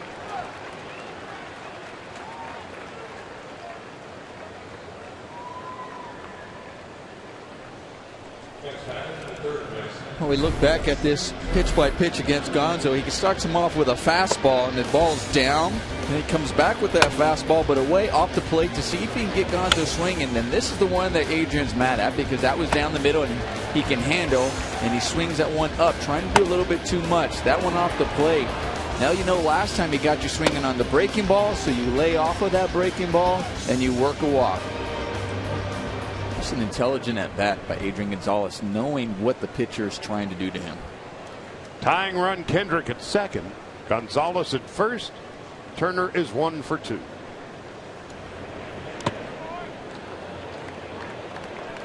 He's 1 for 2. The base hit was a jam shot that he stayed inside long enough to get the humpback line drive to center. The next at bat was a deep fly ball to left that he absolutely crushed. Just got under it a little bit. Of all the hitters in the lineup right now, he's seeing the ball the best. 4 for 10 with runners in scoring position is Justin Turner. And he took a big rip and fouled it back. Just didn't get his foot down in time on that one. Just a tad late. Made me flinch. I thought that was the one to get. See, now you know why I flinch an awful lot over here, Oral, because there's balls that, you know, you're the hitter, you see it coming in, and it look like the timing's right there, and they just miss it. Just miss it. Just a little late.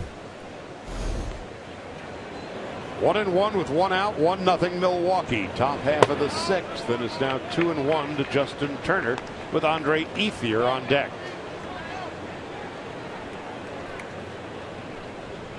This is the inning.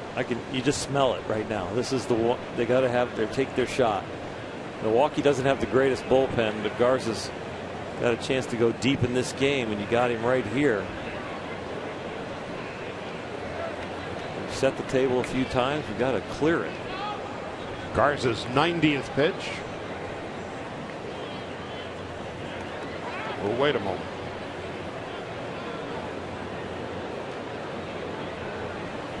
Ethier on deck, Grandal to follow.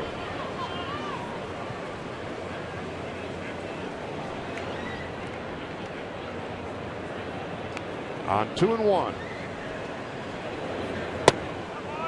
Now 3-1. That was a very good take by Justin Turner. You're assuming that fastball started off in the strike zone and broke off. That means, like you said, Oro, looks like he's recognizing the pitches and able to lay off of that. So if he gets a fastball right here, he can handle. Hopefully he can make the adjustment and square it up. This is a green light count right here. And a fly ball to center field. Heading on back is Gomez. He's at the wall. He leaps and it's gone. A 3-run home run for Justin Turner. His 4th of the year. And the Dodgers take a 3-1 lead.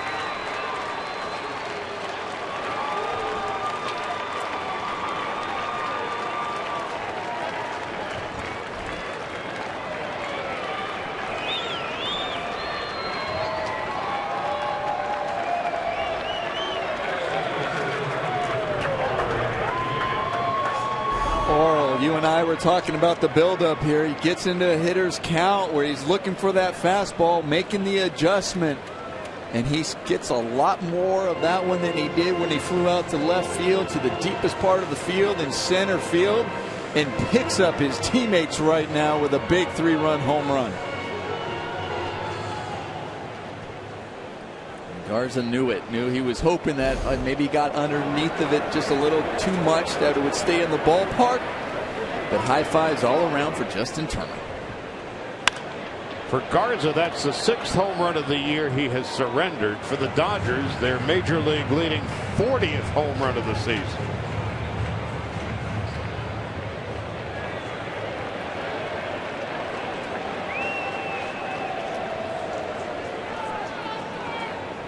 The only team in Dodger history that has hit more home runs in such a short a period of time to begin the season, the 2000 Dodgers.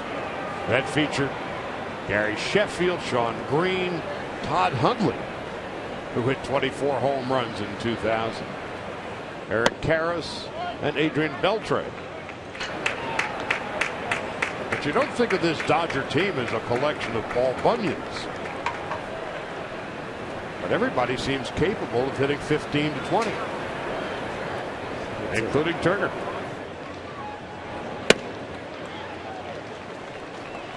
Guys that are capable of hitting that 15 to 20 mark, and then you put them in good matchup situations and in places where they don't get tired and have to play with nagging injuries, that increases their power.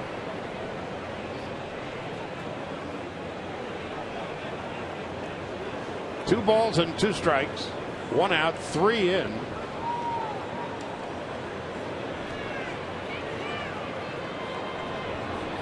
And Ethier's down on strikes. Well, the Dodgers continue to hit more home runs than anybody else. They've got the 4th highest batting average of any team in the league. Alana Rizzo on Mark McGwire and the hitting coach. Well, I can tell you that Mark McGwire still does not consider his team a home run hitting team. The way that he described it to me a couple of days ago when we were in Los Angeles talking about it was, this is a team full of professional hitters. He said they don't go out there trying to hit a home run. Sometimes the balls do go out. He said there's still line drive hitters, gap to gap hitters. He said this is absolutely not a home run hitting team. Could have fooled us, guys. Yeah, he's just talking about these guys with their approach. They're looking for a ball that they can drive. They're squaring it up. They're not swinging out of their shoes. They're not flying open. And we've seen that right there in that Justin Turner 3-1. He hit it up the middle. He wasn't trying to pull that ball. He hit it to dead center. Randall, who doubled in his last at bat and struck out in his first. 2 balls and no strikes. Home run hitters naturally have natural uppercuts. And when they go to overswing or try to hit the home run, they hit a lot of pop-ups, a lot of lazy fly balls. Randall, but right at the second baseman, Jeanette. Lately, even when Grandal makes it out, he hits the ball hard. But Justin Turner, a 3-run home run in the 6th inning, has given Zach Greinke and the Dodgers a 3-1 lead.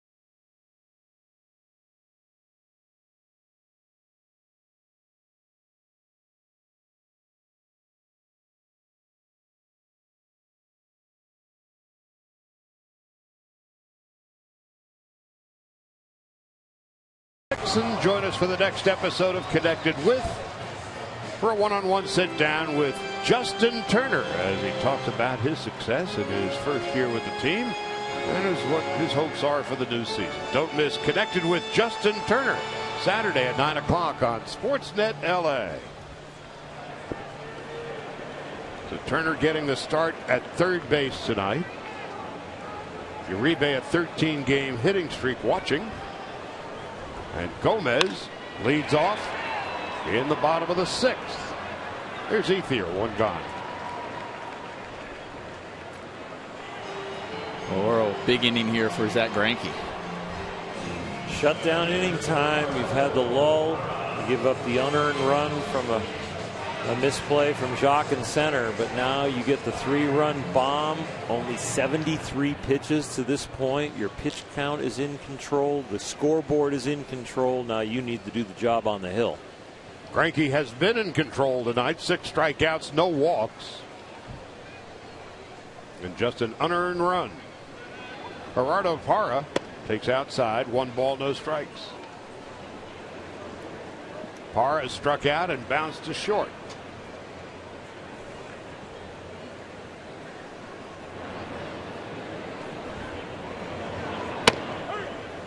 One and one.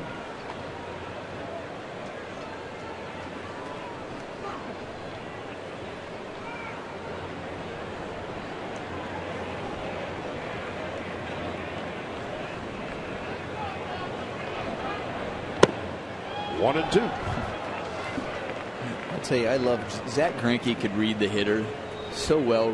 He reads it like a middle infielder, where you can see the ball. You see a lot of good middle infielders. They can see the swing path. They can see where their ball is going. They start anticipating. Zach Greinke was anticipating if he made contact where that ball was going to be hit.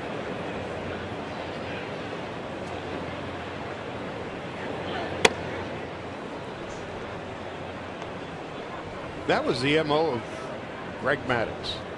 He knew exactly where his pitch was going, where the point of contact would be, and he'd tell his second baseman or shortstop, move a foot to the left or the right.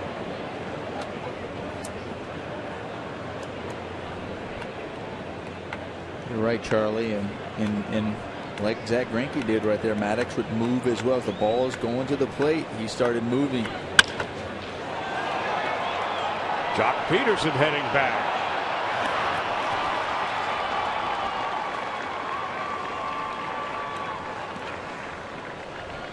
And this is what we're talking about. He's going to throw a curveball here, but watch Zach on his follow through here. All right, he starts seeing it, and he's already moving to his left, because he knows if that ball had been put in play, he knows it was just going to go to right. It was going to go to the right side. There was no other place he could have hit that ball. So he was either say, "Oh, I either make the play or I have to cover first base if it goes to the first baseman." So he's already anticipating where the ball's going to be hit. Ryan Braun is 0 for 2. Peterson heading back, and he makes easy work of Braun. Greinke makes easy work of the Brewers. We go to the 7th. Dodgers 3, Milwaukee 1.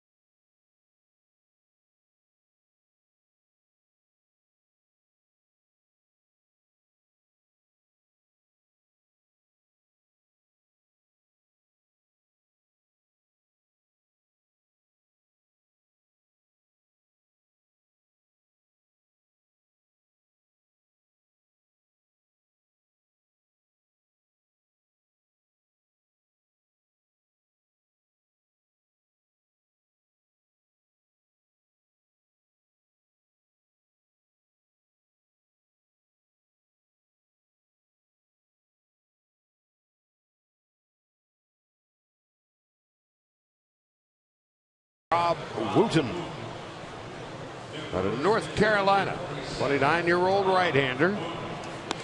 40 appearances last year in Milwaukee at a 4.72 ERA, and this is his third appearance of the season. He'll be facing Alex Guerrero, Zach Greinke, and Jock Peterson. So Matt Garza goes 6, 3 runs and 4 hits. Struck out 5, walked 3, 99 pitches, 61 for strikes. The backbreaker for Garza was a 3-run home run by Justin Turner. So Guerrero leads off for the Dodgers as we head to the 7th inning. Of course, the National League Rookie of the Month was Alex Guerrero. Dodgers lead the majors in many categories, up to and including home runs. One thing you may not know is that the Dodgers have 8 of their 25-man roster, all rookies. It's more rookies on the 25-man roster than any other club.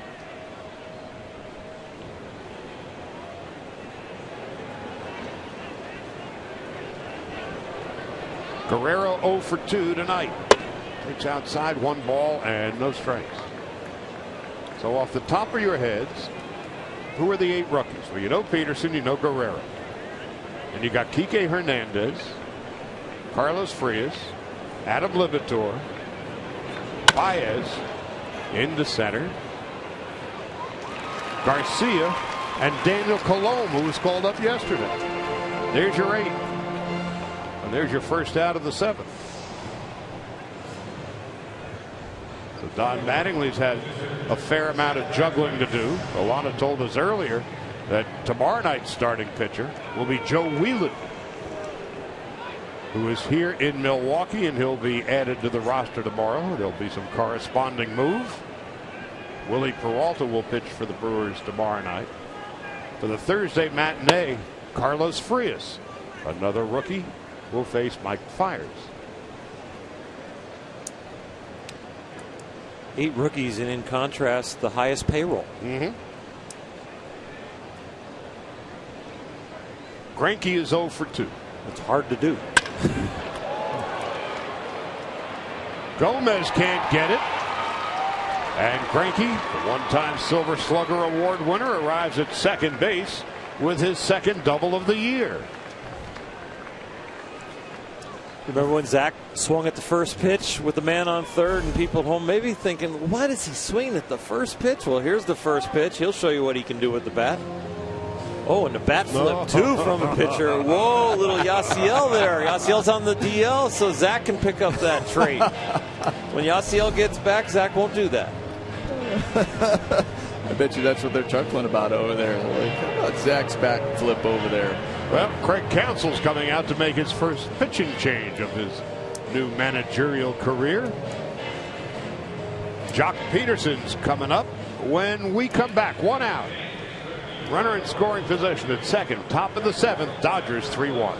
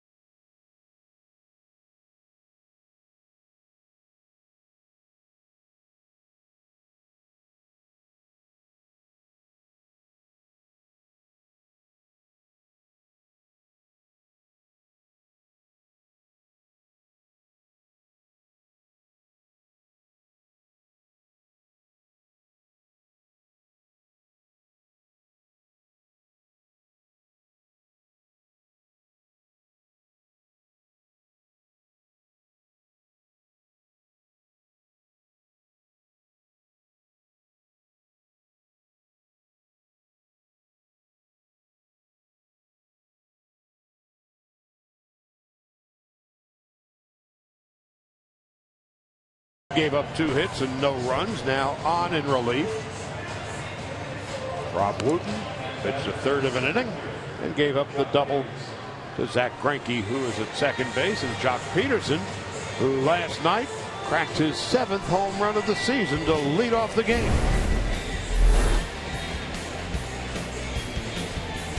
Jock Peterson showing off the power. One of the 8 rookies, as you mentioned, Charlie, here on the club. And he just wanted to make, like you mentioned, Charlie, earlier, right? Back-to-back home runs. We had that walk-off by Yasmani the night before, and there's Jock. And 9 years earlier, you hit one to walk off. And Rafael Furcal began the next day with a home. Still can't believe it's 9 years. That's the hard part. It's been a while. Don't shake your head, Oro. I'm not saying that. Charlie brought it up. You okay? always set Charlie up to tell stories about yourself. Oh, God. And here's the difference. Oral always sets himself up to tell stories about Oral. No, I don't. I don't. Called you out. I There don't you need go. a sidekick. You are your own sidekick. Oh my gosh! It all started when my parents named me Oral. And you weren't the first, were you? Yeah, I'm the 4th. Oh my God! And I named my son the 5th. What was I thinking? 1 ball, 1 strike, 1 out. As Greinke leads from second in the top of the 7th. 1-2 to Peterson, who tonight has struck out, walked on the 9th pitch of his second at-bat, and then lined to right in his last at-bat with a runner at third and 2 out. He was trying to hit that last pitch a long, long way. To Green Bay. Yeah, little overswung just a hair on that one.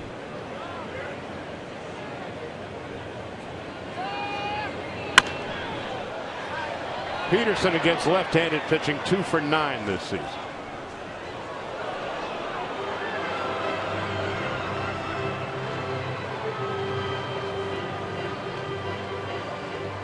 Rollins on deck, Kendrick to follow.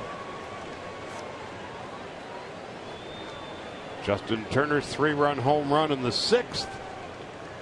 Unearned run for the Brewers. 1 out, top of the 7th.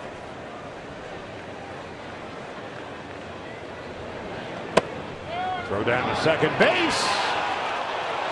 Greinke just gets back as Maldonado shows off quite a throwing arm.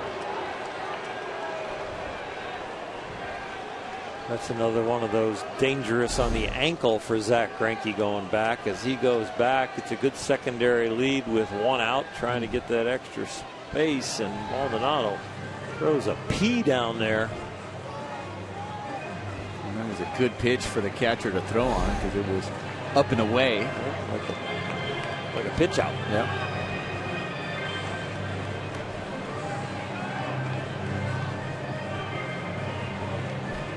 Jimmy Rollins on deck. They're trying, Jerry Nairn there, the bench coach for Craig Counsell, trying to get a look from their video guy.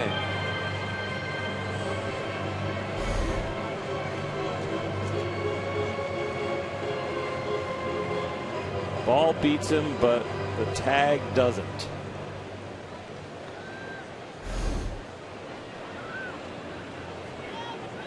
Two and two.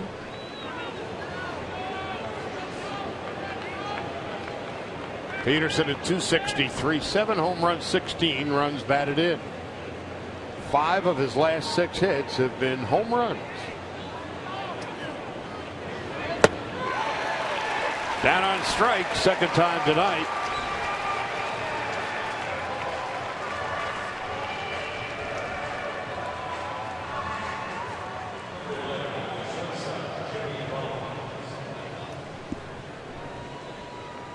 This 2-out RBI would go a long way to picking up Jimmy's spirits.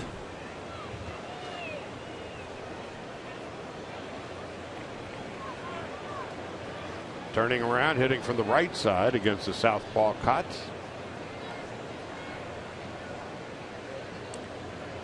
Seven for his last 66.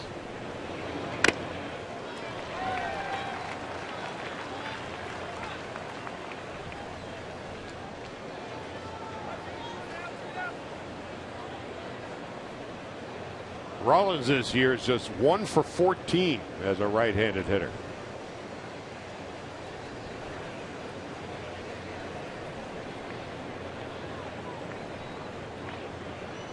Two out, Greinke still at second base. And it's 0-2.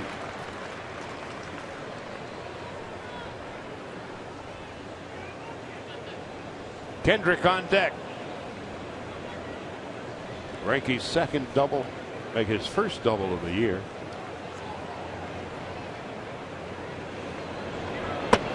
Rollins takes inside, 1-2.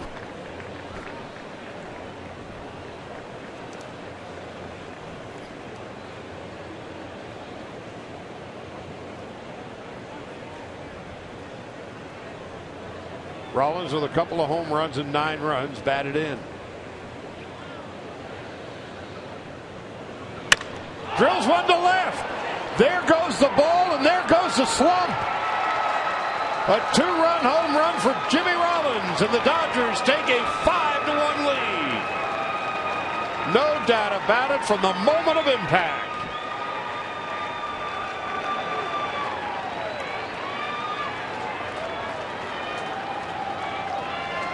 Nomar, I was just about to ask you, 4 of his last 8 outs have been fly ball outs. Is he hitting the ball in the air too much? But then he squares one up. Well, he has 2 strikes on him, so he's protecting the plate. But it doesn't mean it necessarily takes away his power, obviously, and he just gets the barrel out and drives it. His 3rd home run of the year. He's got 11 runs batted in. 2007 was his MVP year. Kendrick takes outside, 1-1. I mean, you're looking for that ball up in the zone. They missed their spot. But when you're in a slump, even when they miss their spot, you have a tendency to foul those off, and it frustrates you. He did not miss that one at all. And he knew it right off the bat. I mean, that was a no doubter. 2 more home runs for the Dodgers, who lead the majors now with 41 of them. It was a short swing. It was like a 2-strike, just get the barrel on it swing, too. It wasn't a big cut. Well, in Milwaukee, he rolled out the barrel.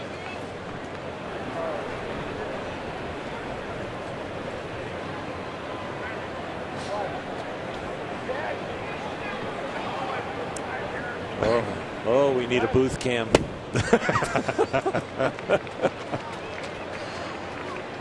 Walk to Kendrick. That comment worked better with pictures of us reacting. You'll have to tell Jimmy that one on the team bus on the way back to the hotel, Charlie. Was there something on the ceiling that you guys were both looking up at when I said that? So here's Adrian Gonzalez. Surprised Nomar didn't say something. Yeah, it reminds me of a time I hit a home run, Charlie. Wow. What are you talking about? 300 and how many? I don't know. It was all how he felt. That's exactly right. It's all about feel, my friend. Oh, you didn't know how many you hit. Nope. He felt a lot of them. No balls and a strike and 2 out. Dodgers 5-1 as Gonzalez foul tips it.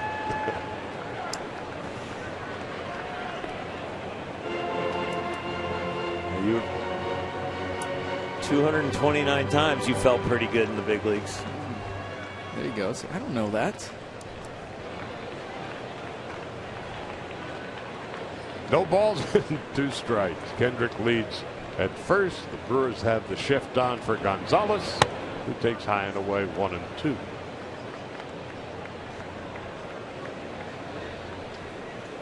Which one of us is going to slide down the slide tomorrow or the next day? You or me? No. You going to have a good feeling about it?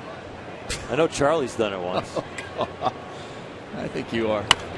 I lead the booth by 1. You do, but there's rumor has it that we have permission for one of us to slide down there, maybe with a GoPro on.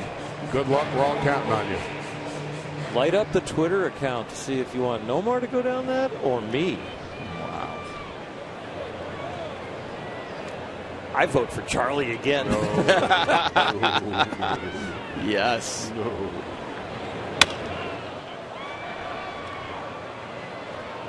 Did Alana, can we open up Alana's mic? Did she pack some pants? Can she slide down it? I did that about 10 years ago. And that was one more than I ever want to do. So good luck to both of you. Alana, did you have some pants with you, some jeans? Well, I could do that, but I challenge you guys to run the sausage race like I did 5 years ago. It was CC Sabathia's debut as a Brewer, so this place was absolutely packed. I wanted to be the chorizo. His hat was too heavy. They made me be the hot dog, and I literally got smoked. Worst. You were the hot dog that got smoked. I was. Not the chorizo. It was not a very good experience. I highly recommend it, though, that you guys try it. Well, yeah, you're selling it well. That's well hit to center field, and Adrian Gonzalez has hit a 2-run home run. For Gonzalez, his National League leading 9th of the year. Now with 22 runs batted in. 2 are in the 7th, and the Dodgers lead it now 7-1. He might have hit this ball so far that it's hard to pick up where it hit. I didn't even see it hit off the batter's eye. Might have hit above that. He up there by the Miller light zone? Oh my goodness. Look at the smiles and the greeting he's going to get. I mean,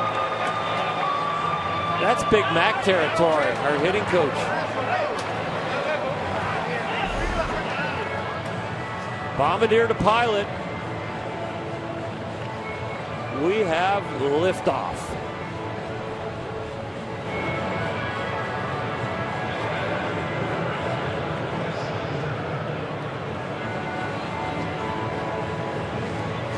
Three-quarters of the way up the batter's eye. I can't tell, that Miller light sign's kind of hanging over the center field wall. So I don't know if it hit that first. Oh, that's ridiculously deep.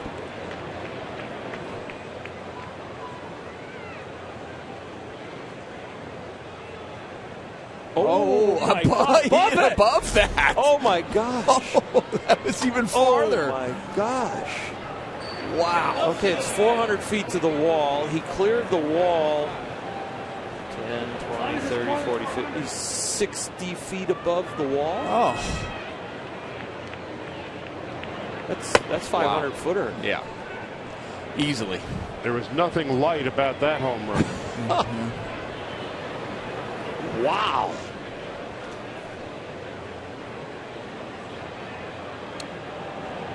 And Turner, who homered in his last at-bat. He was less than a foot from hitting the scoreboard. Well, a lot of the stadiums have been plotted out for when balls hit a certain area, this is how far it would be. I'm not sure they would have plotted that spot out.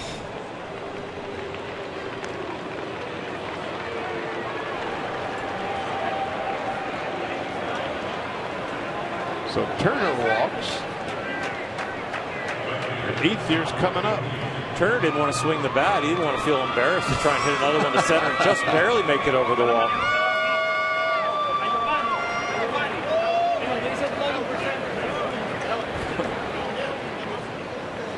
They're going to talk about that one for a while. Ethier 0 for 3. Fouls it off to the left, and it's 0-1. Oh. I gave up two that far to the same guy. And that would be? Mark McGwire. Okay. One in Cleveland, up that high on the scoreboard in left field. And in Oakland, when they were constructing the Coliseum in the right field area, about, the second deck of the right field area was under construction. So basically the early stages of your career and the latter stages of your career. No, both the latter stages. But there were guys sitting up there, on the construction workers having lunch. It was a day game in Oakland. I hit it up there, and they had never had a ball up there. And the ball that Mark hit interrupted their lunch. They had to scatter.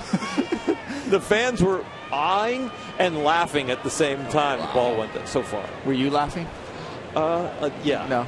No, you don't like to give up the paint scrapers. The big ones you watch. Ethier grounds out to end the inning.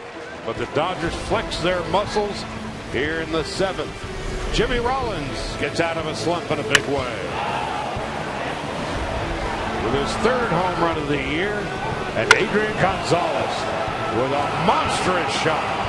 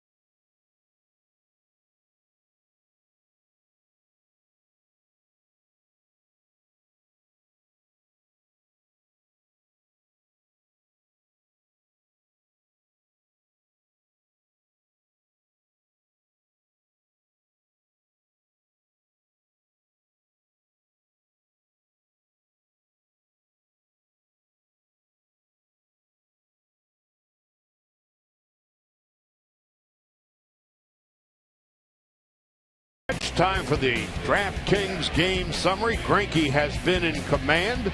He has retired 13 of the last 14 hitters he has faced. Turner a 3-run shot in the 6th. Rollins hit one, and the Adrian Gonzalez home run estimated 447 feet, and that seems a little cheap to us. But whatever it was a monster blast. He is now tied with Todd Frazier of the Reds with 9 home runs for the National League lead. Adam Lind takes outside. 1 ball, 1 strike. So Greinke, when he was a Brewer, never lost at Miller Park in 2 seasons. 15-0 here. But with the Dodgers 0-2 against the Brewers here, and that is going to change tonight. With a 6-run lead, Lind is 0 for 2 tonight. He's fouled to Turner twice. The Brewers' leading hitter at .318. The only run Greinke gave up, an unearned run, back in the 2nd inning. So Orel, he has been in firm command all night. Yeah, it started out with the fastball, and he's really been able to spot that up, and he has pitched down very well tonight.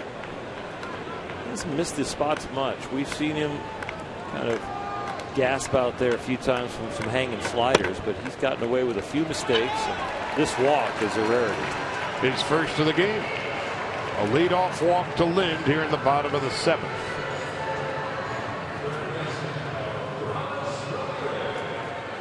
See the pitches by inning. He's been real efficient. That 3rd inning with 12 and 4th inning with 12, and then to drop the 7-pitch 6th inning, that really kept the pitch count in order. And the 19-pitch 2nd inning was extended by the error in center field. Yep.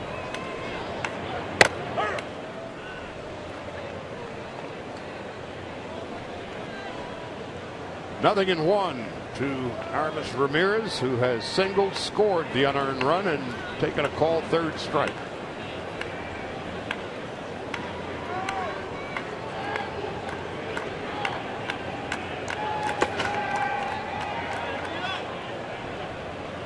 One and 1 to Ramirez.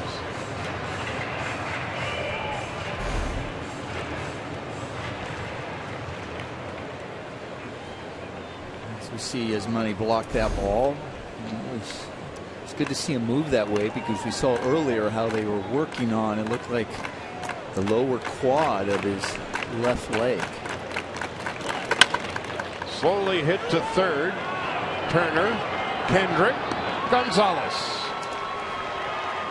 2 gone. That's the way to erase a walk. Get him out front of a little slider, a slow rolling ball that's tough to make 2 on, but Turner and Kendrick turned it cleanly. Moving to his left, Turner's got to run a long way, keep his body under control, make a nice solid feed here to Howie, not tie him up, and Howie gets rid of it in a hurry. Dodgers made a defensive change here in the bottom half of the 7th inning. In left field, Scott Van Slyke takes over for Alex Guerrero. And Scooter Gennett takes high and away. 1 ball and no strikes. Gennett, fresh off the DL, has one of the 2 Milwaukee hits tonight. Single to left.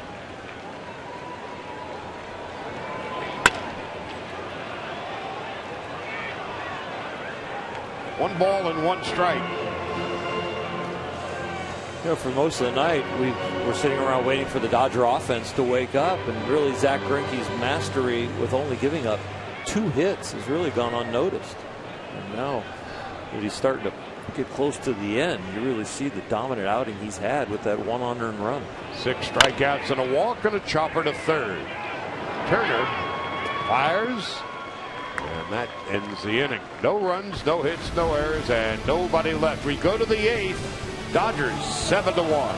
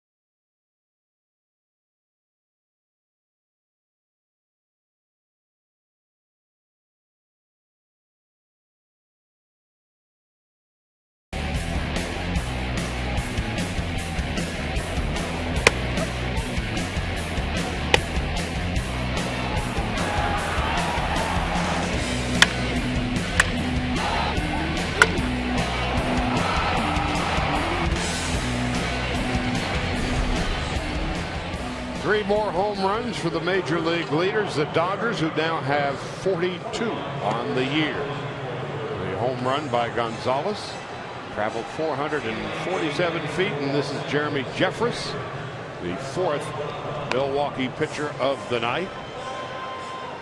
Last year he had an ERA of 188, and this year opposing hitters are hitting barely 200 against him. And he'll be facing Yasmani Grandal, Scott Van Slyke, and Zach Greinke, who has a 2-hitter going. Through 7, he has struck out 6, walked 1. And the only run given up, an unearned run.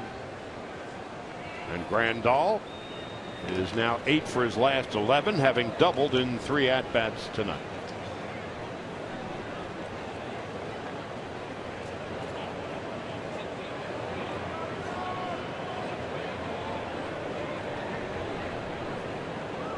Jeffress, 27, delivers a strike, and it's 0-1. Came up originally with Milwaukee, then On to Kansas City, Toronto, and back to Milwaukee. Randall, mentioned earlier, even when he's fouling pitches off now, he's right on the button.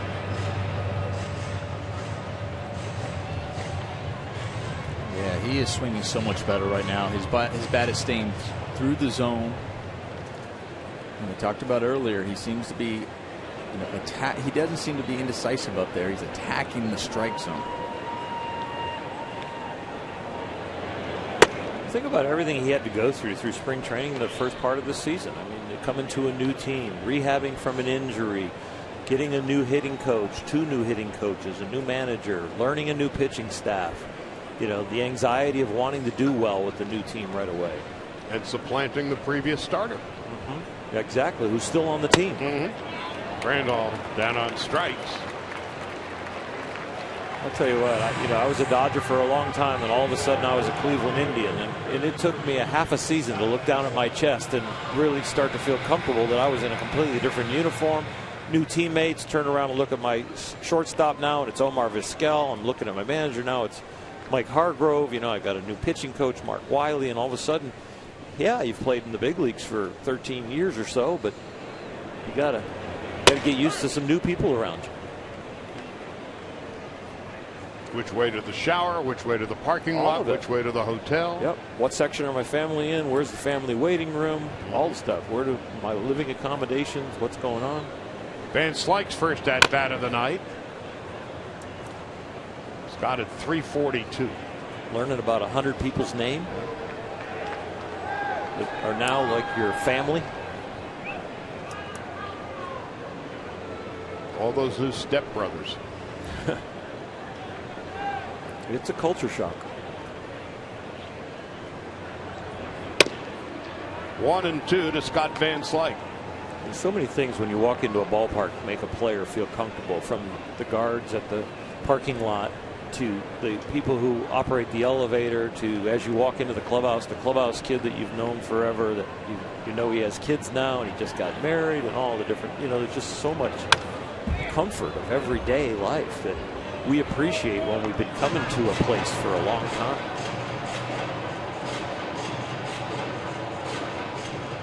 It's not, it's just baseball, just go play.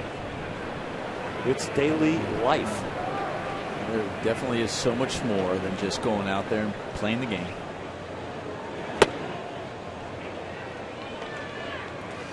You've seen those T-shirts that say, baseball is life or whatever, and it's true. Even finding the peanut butter in the dugout, so you can keep your calorie intake up and energy. In our day, that used to be a hot dog that you'd sneak. Now we got organic peanut butter.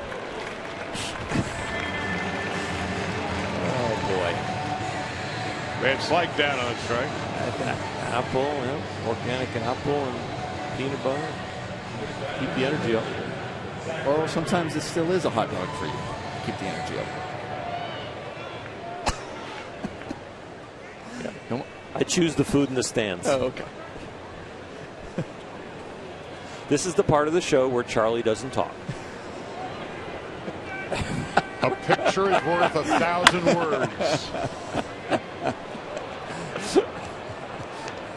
No balls and a strike to Greinke, who's 1 for 3.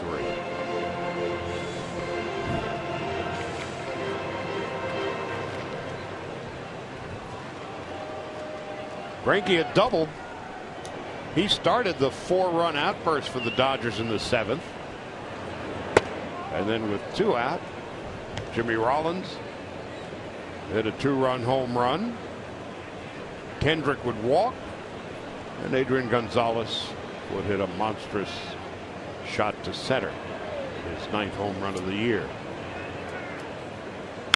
And Greinke fouls it off to the left, and it's 1-2.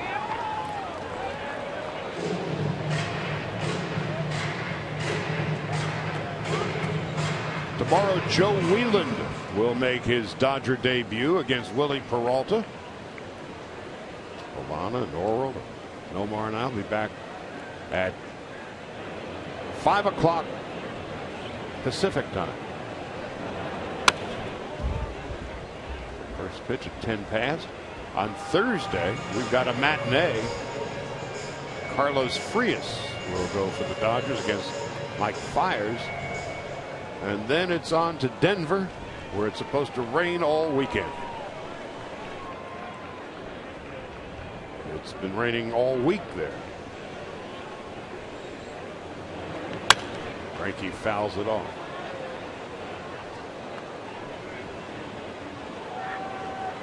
For the second time in as many nights, the Diamondbacks and Rockies were washed away. They're crossing their fingers and hoping to play a doubleheader there tomorrow.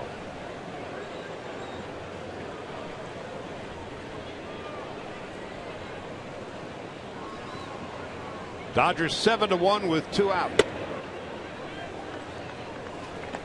Top of the 8th.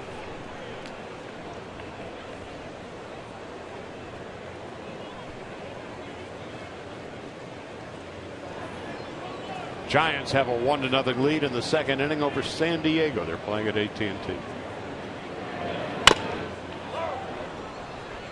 When play began tonight, the Dodgers had a 3-game lead on San Diego, 3.5 over the Giants, 4.5 over the Rockies, 5.5 over the Diamondbacks.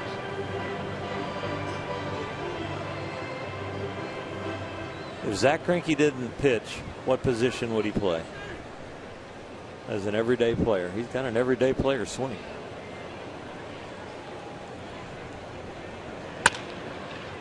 He's such a good athlete. I can see middle infield as third base. I'm not thinking enough power to play the corners. Second or short. I'm thinking second or short. Just a terrific all-around athlete, Zach Greinke. He's one of those pitchers that's not a silly conversation.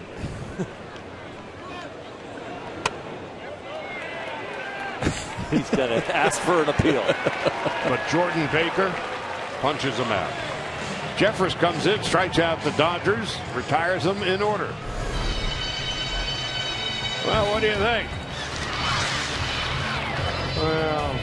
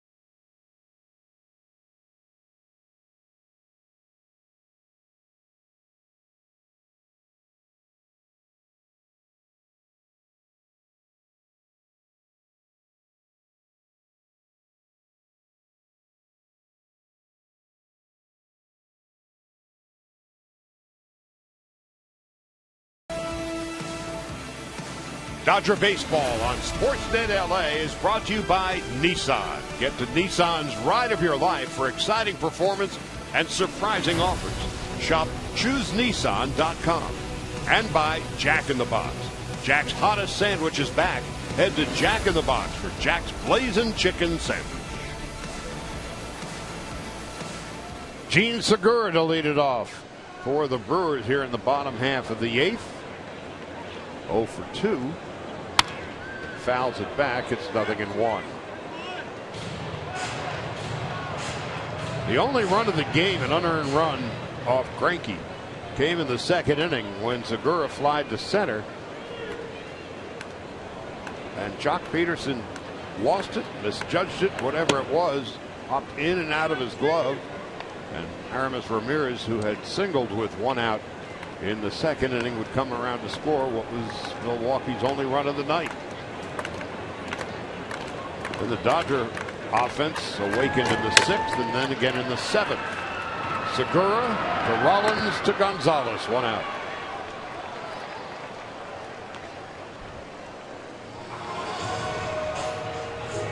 Jimmy Rollins exhaling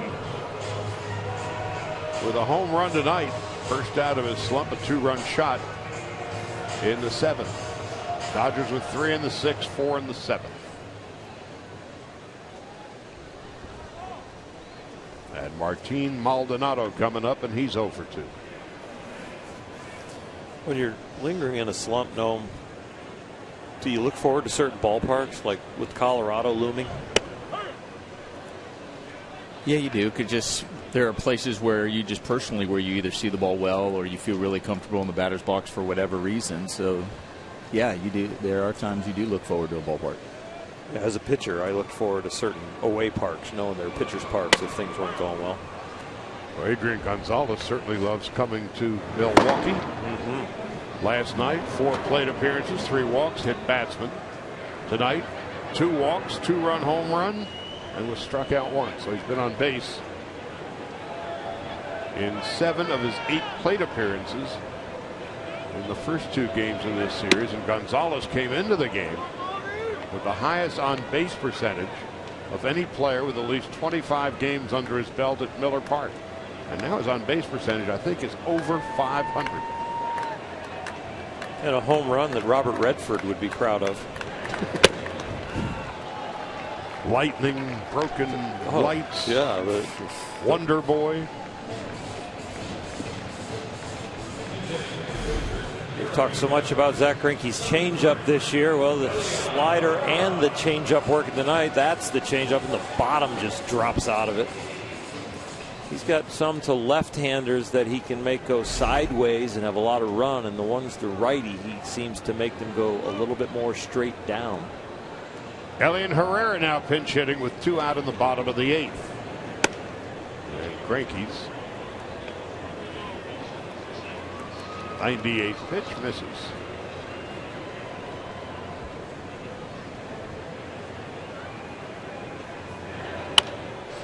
Foul back just beneath us. Well, you see Asmani down on his knees giving Greinke a target. As a pitcher, did you mind when the catcher was down there on his knees? I absolutely loved it. You know, the only time you can't have it is once you get the 2 strikes, because the catcher needs to be able to block the ball and get up and throw the batter out if he swings and misses. But when they go down there, I love that. It seems like if you can't, you know, if part of the catcher's body is elevated, it seems like it's a little easier to make a mistake. And when everything is so far down, it feels like it's a lot easier to concentrate and keep the ball down. And for those of you in your living room or den at the moment, try to squat for about 3 minutes. Exactly. And then get up again. What these guys do on a daily basis, the catchers, a monthly basis, a yearly basis. And so when they've got a bad knee. Then do it again tomorrow, Charlie. And the next day. You're right.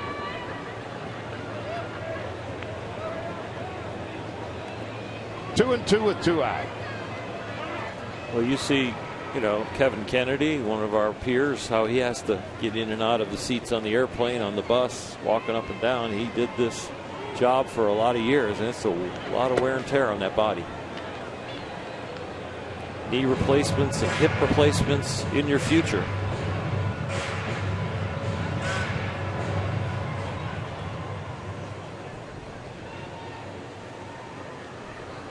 Three balls, 2 strikes, 2 outs, bottom of the 8th. Greinke and the Dodgers are sitting pretty. A little high.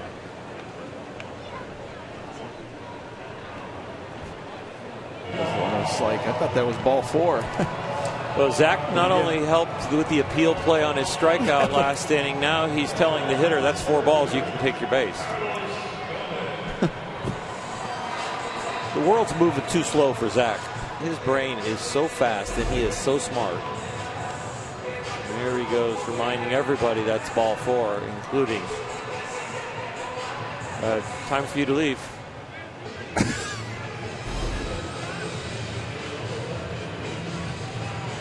That was the last pitch that Greinke will throw tonight. As Don Mattingly comes to get him. Greinke brilliant this evening. He's given up just 2 base hits all night. Pedro Baez coming in when we come back.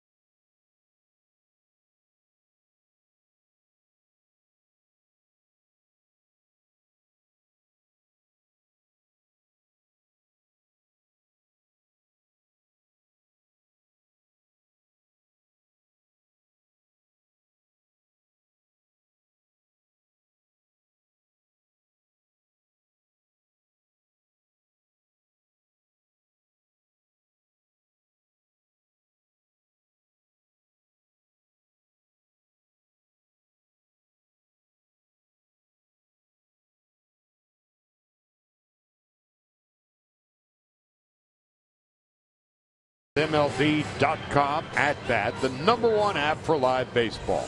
At Bat is up to the moment, at any moment, with in-game highlights, live look-ins, replay reviews, radio broadcasts, StatCast, and more. Get MLB.com At Bat for your smartphone or tablet.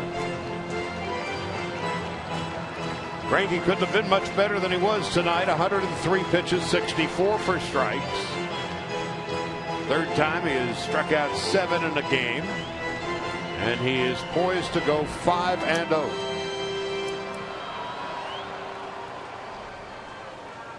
You know, he hasn't lost a game since August 9th of last year. So, barring something terribly unforeseen, he'll be 10-0 since his second start of August last year. And once again, what he has shown is that he's also a stopper. He's about to be 21-6 following a Dodger loss since coming to Los Angeles. Now here's Baez. Gomez fouls it back, and it's 0-1.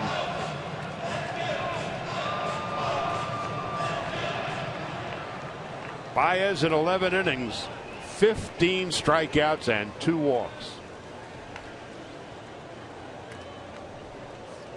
3 earned runs, 10 hits in 11 innings.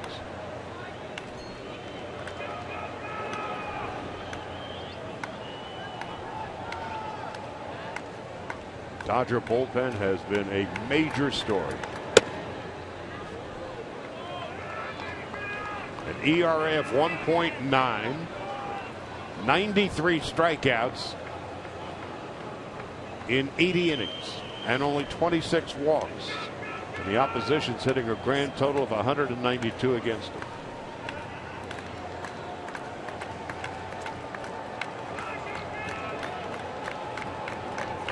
One ball, 1 strike, and 2 out. Gomez is 0 for 3. And takes a strike. It's 1-2.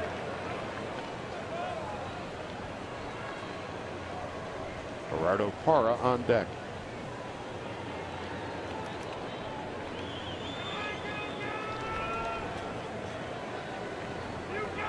Gomez a home run and 9 runs batted in, hitting .245.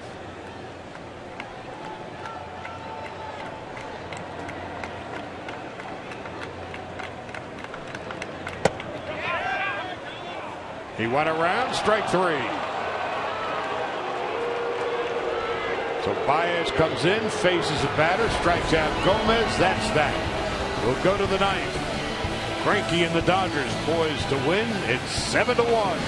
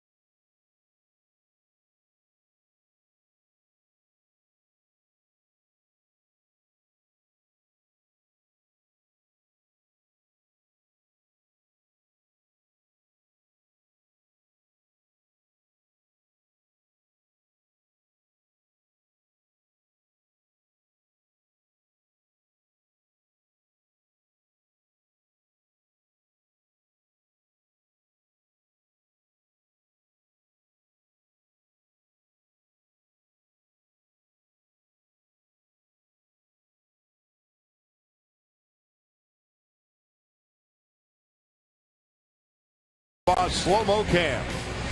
Pitch from Neil Kotz came in at 89 miles an hour and went out at 105 miles an hour, and 447 feet later, contact. What a shot. So that's 447 from home plate into where it just hits. If you were to draw a straight line to where that hit, but not where it was going to land. Because that was going to land way over like 500 feet. So that's what it's telling me. It went a long way in a hurry. Oh, no question. Oh, what a shot. Here's Michael Blazek. He pitched a couple of innings last night, making his 11th appearance of the year. So last night the Dodgers suffered a painful loss as the Brewers scored 3 in the bottom of the 8th and knocked off Kershaw. But tonight they come up with 3 in the 6th, 4 in the 7th, 3 more home runs hit by the Dodgers. And it'll be the top of the order here in the 9th, Peterson and Rollins and Kendrick. Peterson, one of 8 rookies on the 25-man roster for the Dodgers. Takes a strike and it's 0-1. The Dodgers right now have more rookies on their 25-man roster than any other team in the majors. Nearly a third. 0-2. Peterson has struck out twice, walked and lined to right. Got to have almost the most injured projected starters too. Left fielder, right fielder, 2 starting pitchers, a closer, a setup man in Peralta, and 16-9 on the year. Talk about depth. Yeah. Peterson on 1-2. Do you go around? No, this is third base umpire Jerry Meals.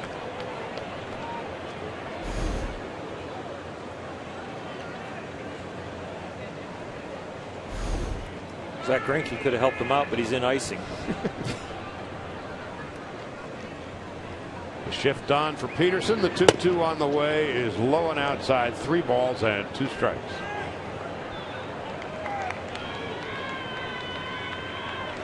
Adrian Gonzalez with his 9th home run of the year, talking to John Valentin, the assistant batting coach. In that backstage Dodgers piece on Adrian, how we show him going through those boxing workouts in the offseason.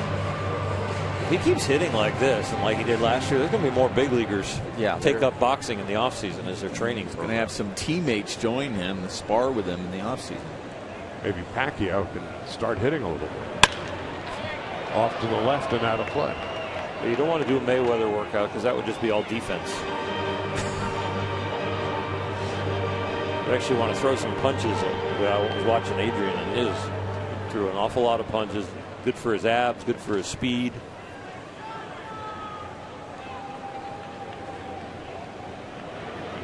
Peterson works out a walk.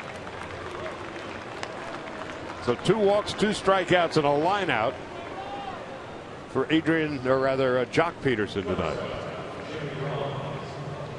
And Jimmy Rollins, the switcher to now batting from the left side, was in the midst of a 7 for 66 slump until he hit a 2-run home run in the 7th inning from the right side against Neil Kotz. And for Rollins, his 3rd home run of the year. He's got 11 runs batted in, and he takes outside and low, 1 ball and no strikes. Get a base hit here and put a stamp on it that it's officially over.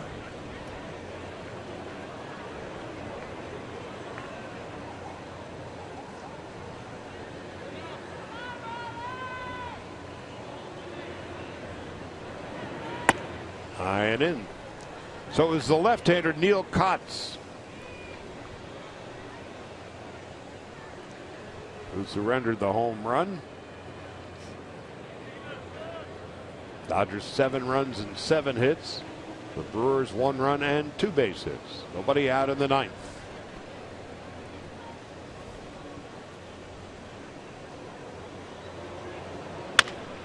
Chopped to first.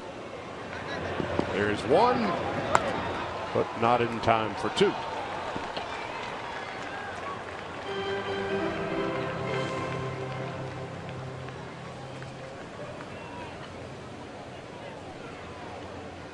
And that brings up Howie Kendrick. Kendrick is 1 for 3 and 2 runs scored tonight. He's also walked. And Howie came into the game slumping a bit.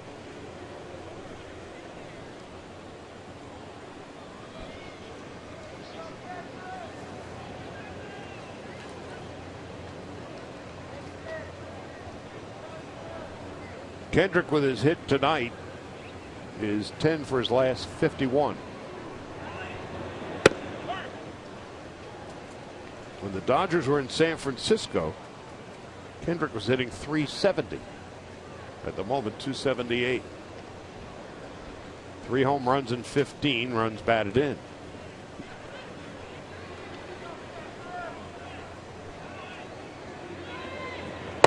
You know, Howie's slump for me has been one where you've talked about I'd move up or back in the box to make the ball not go at people as much, because it's not like he has not hit the ball well. He's just kind of hitting it at people. Yeah, and for me, what I just liked is he's still going, staying inside the ball and driving it the other way. For a hitter, oftentimes it's easier to adjust if you're still going that way, staying inside the ball, driving, as compared to if you're maybe pulling everything or pulling off of the ball, rolling over the ball. That's a tougher adjustment to make when you're struggling than it is. Maybe you have to just get started a little sooner, maybe a little tweak with your hands for it to come off and square it up. So right now I'm not too worried about Howie Kendrick. And the one thing I also love about it, even though we say he's struggling, when there's a guy in scoring position, there's that switch in his head that just turns, and it's, you know, he's still a dangerous hitter and still going to knock a guy in.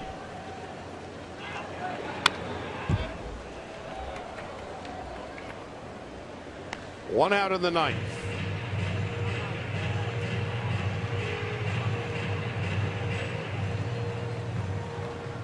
Third inning in San Francisco, and the Giants are shutting out the Padres 3-0. Diamondbacks and Rockies have been washed away for the 2nd consecutive night.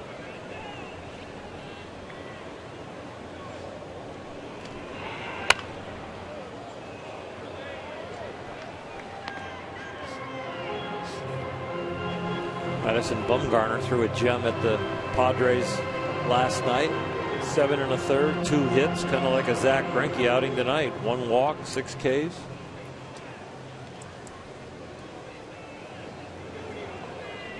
In some ways, now we're rooting for the Giants when they play the Padres. Well, the Dodgers and Padres down in San Diego about a week or so ago. 3 weekend sellouts.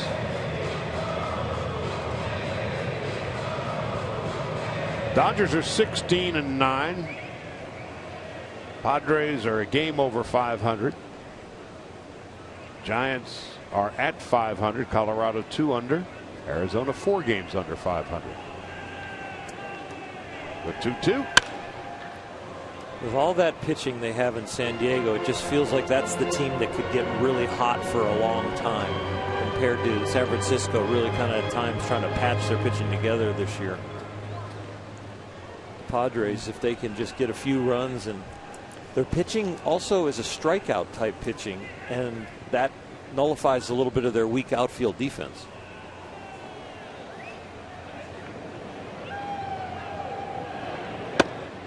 But the Padres starters have not lived up to expectations the first month of the year. Collectively, their ERA is about 4. Well, when you look at that bullpen, that's where you really have to do the damage, because that is a very good bullpen with Craig Kimbrell in the back end of it. And they're definitely a lot better offense than what we've seen the past couple of years. Looking like Kendrick's going to have himself an infield hit. Last night, Ryan Braun hit one off the fists and beat the Dodgers. Tonight, Howie takes a slider and knocks it off the end of the bat and finds himself a hit. Easy to get out of the box when you're out in front like this, because your weight is leaning forward. You've already committed, and you get a good jump. So Kendrick tonight is 2 for 4, a walk and 2 runs scored. And Adrian Gonzalez cracked his 9th home run of the year in the 7th inning. The shot estimated at 447 feet. Kendrick wins the battle with Blazek 10 pitches.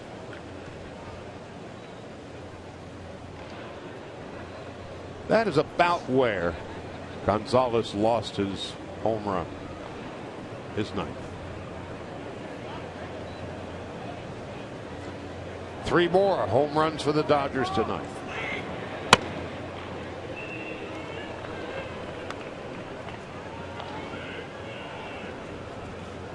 .26th game, and the Dodgers have hit 42 home runs.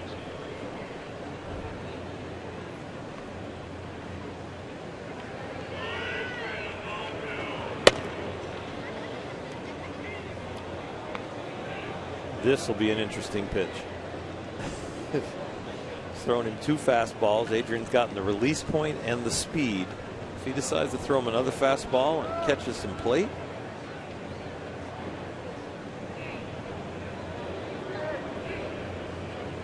On 2-0. Now 3-0. His heart's not into throwing it over the plate to him. Just wondering, you think, as good as he swings, would you give him the green light 3-0? Yeah, but if he hits a home run on it, it's going to be like stealing a base when you're up by 10. Yeah, that's exactly right. Usually as a hitter, you know, usually when you're as a hitter, you you don't should take swing. this. Yeah. Yes. Yeah. 3-1. For Gonzalez, this is his 9th plate appearance of the series so far, and he has already been on base 8 times. Well, he observed the professional courtesy. Now he's going to cut it loose. Just got under it, and that's Ramirez in short left. Infield fly rule, 2 out.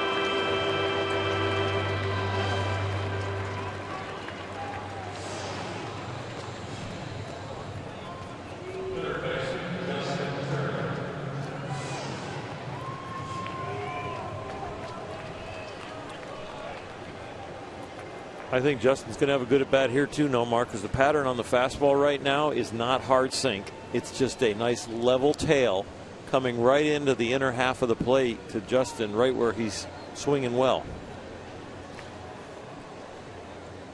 Now Justin Turner 2 for 3, 3 RBIs, 318 with 4 home runs and 9 runs batted in. It was smart to starting off with a breaking ball because, like you said, I'm sure he was looking for that fastball, which is good for Justin to lay off of that because you're looking for your pitch, especially early in the count. You don't get it. It's all right. You can take it. Looks like they're going slider again.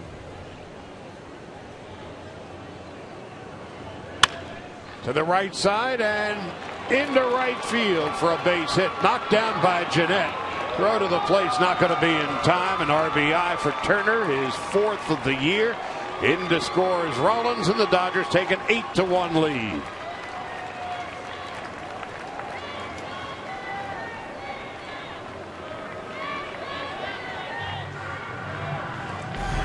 That was a good piece of hitting by Justin Turner because this ball, he stays inside of that ball. We talked about him already hitting a home run. It's really easy after you hit a big home run to get really big and try to pull out and try to hit it as far as he can, but he doesn't on that. He just kind of stays the back, makes contact, gets a nice RBI single to right field.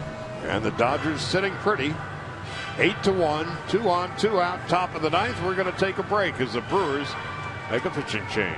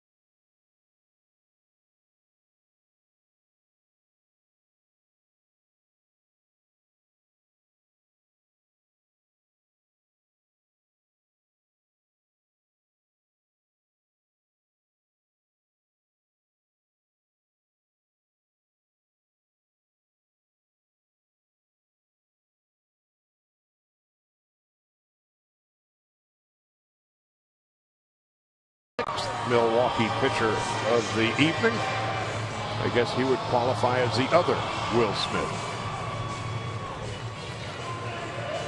Making his 13th appearance, an ERA of a shade over 2, and opponents are hitting barely 100 against him. And he'll be facing Andre Ethier. So many Dodgers have made so many contributions tonight.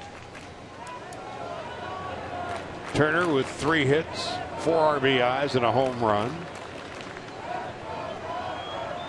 Gonzalez, a 2-run home run, 2 more walks. Kendrick, a couple of hits and a couple of runs scored. Rollins, a 2-run home run. Now Ethier, no balls and a strike from Will Smith. Takes a strike, it's 0-2.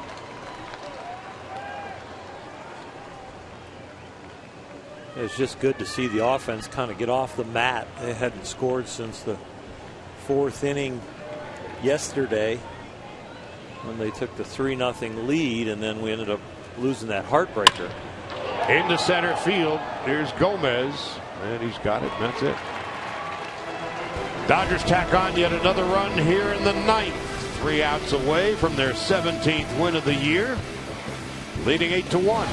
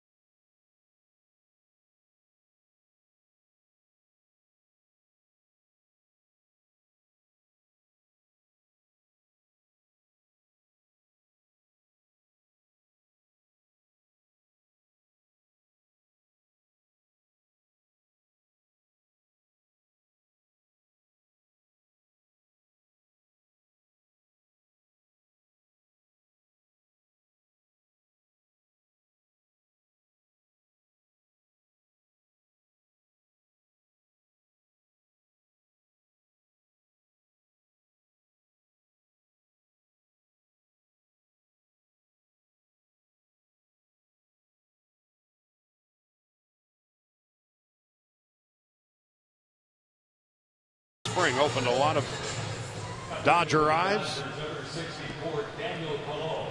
Called up from AAA yesterday, and it's entirely conceivable he is here today and gone tomorrow, and Joe Wheeland will be activated.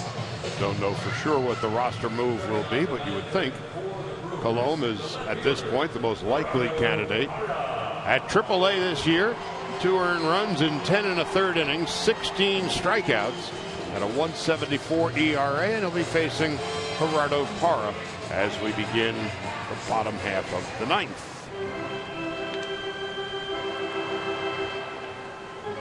It took a while for the Dodgers to awaken tonight. They were down 1-0 into the 6th.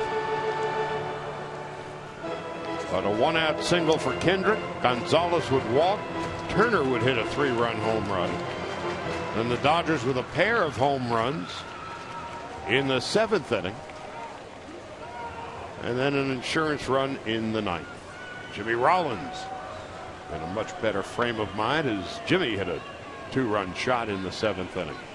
And so did Gonzalez. 8 runs and 9 hits for the Dodgers, 1 run. Just 2 hits for the Brewers. Greinke brilliant tonight. First pitch into short center.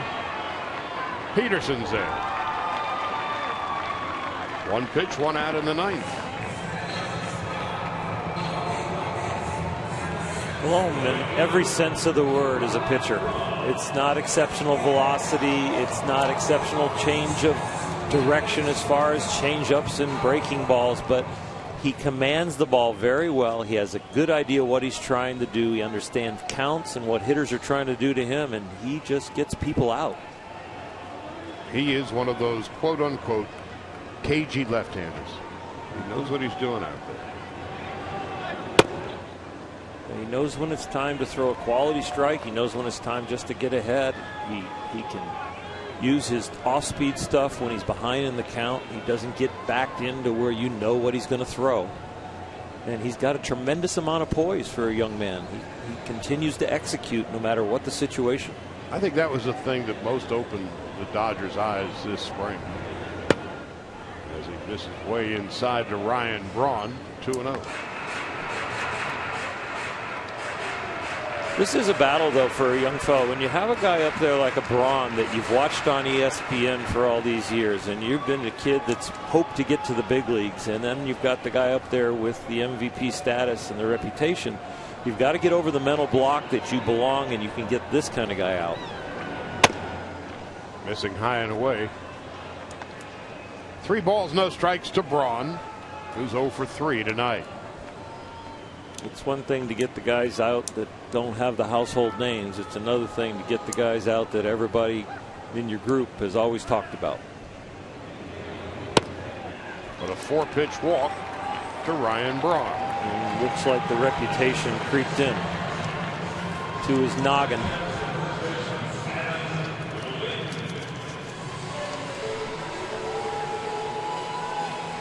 Adam Lind coming up. 0 for 2 and a walk tonight.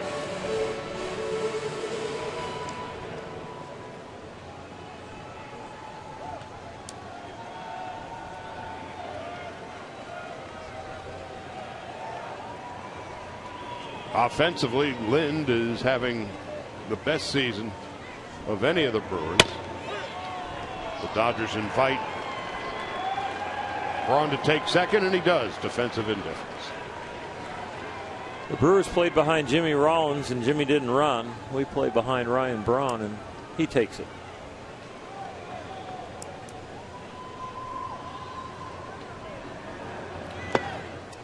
Nothing and 2. I always thought that was backwards, Nomar. Yeah. If somebody calls off the jam, like in roller derby, right, puts their hands on their hips and says, nope, we're not going to run anymore, then you shouldn't either. Then the opposing team shouldn't.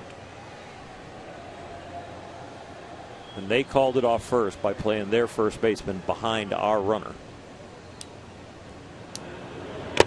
And that's usually who gets to call off the jam, is the defensive team, the team that's down.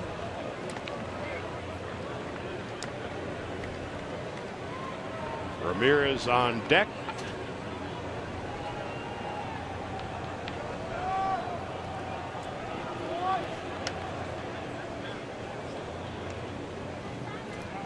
Lind with 4 home runs on the year. Here's the 1-2. Up the middle. Kendrick to his right. Throws out Lind. There's 2 out.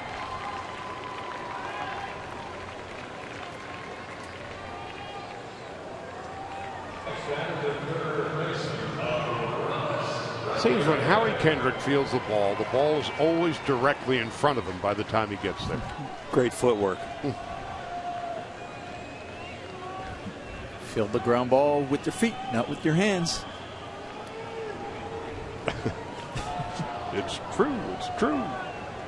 Sounds like the Garcia Parra Baseball Academy. Ramirez 1 for 3. And now 2 for 4. In to score is Braun. It makes it 8-2. For Aramis Ramirez, his 11th run batted into the season, and tonight he's 2 for 4.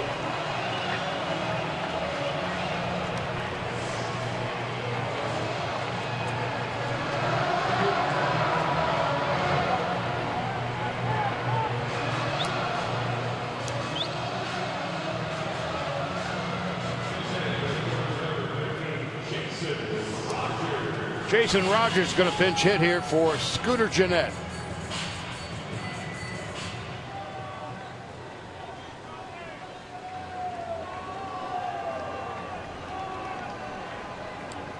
What's left of the announced crowd of 23,000. On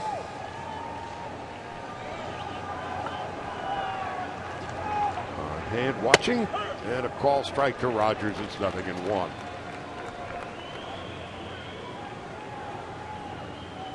Rogers, a big fella, 6'1", 255 pounds.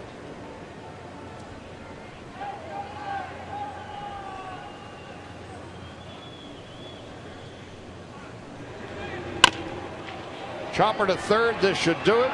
Turner throws high, out. Game, set, and match. So the Dodgers win it 8-2. 8 runs, 9 hits, 1 error. They left 7. The Brewers 2 runs, 3 hits, no errors. They left 4. That Greinke improves his record to 5-0, and he is the Lexus player of the game. And here is why. He struck out 7, walked only 2, threw 103 pitches, 64 for strikes, gave up 1 unearned run, and for good measure, he doubled and scored a run tonight. So the Dodgers had a good night at the office indeed, and we'll pick it up where we leave off tomorrow at 5. For Alana Rizzo, Oral Hershiser, no more Garcia Parra, and Charlie Steiner saying good night and goodbye from Miller Park in Milwaukee. Now we send it to Access Sportsnet Dodgers, brought to you by Nissan. See you tomorrow.